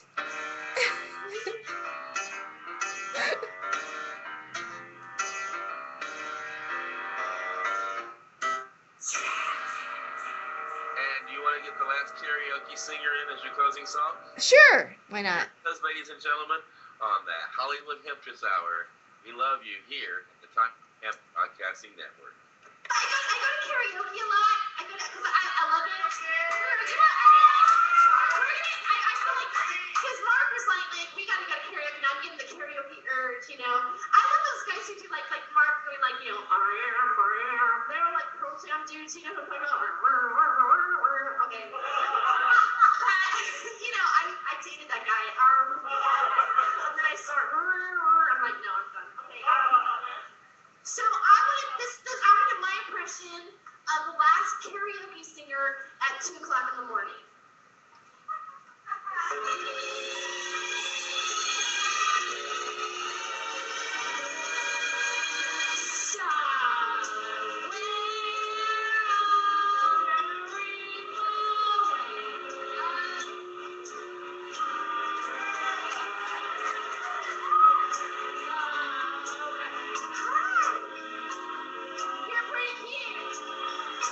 What's your sign? Nice slippery when wet.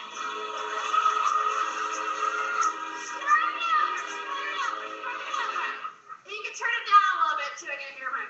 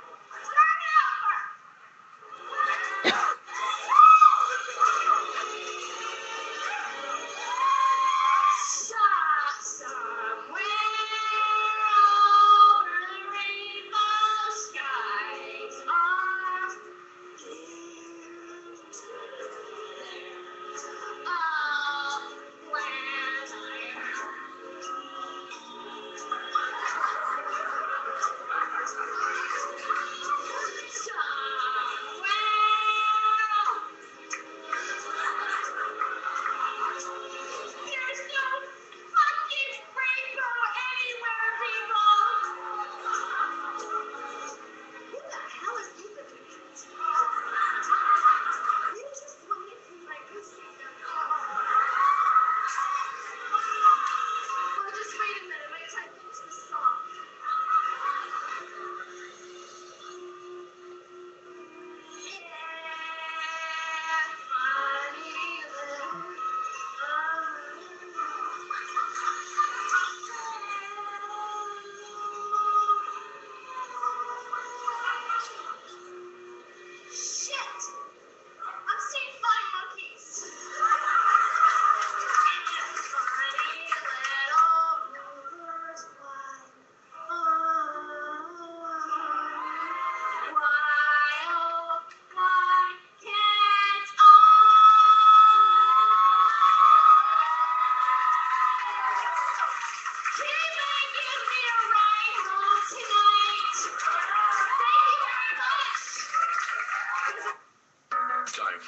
just like a good joint.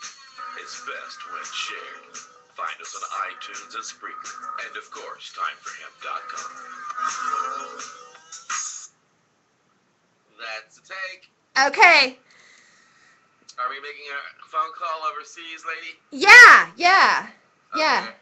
So, Kevin. And then we'll make that happen. Huh? So we'll hang up here and make that happen before you do your trip show. Okay. All right. So, yeah, we're gonna call this guy in England and see if we can he might be a prospective advertiser. Go for it. Because it's like 12 noon over there. So you want to do trips after that? Yeah. Okay. I don't know. How long do you think it'll probably take us? I don't know. He'll either Kevin, you find this interesting. Reason why Terry and I are both calling is because this is the guy that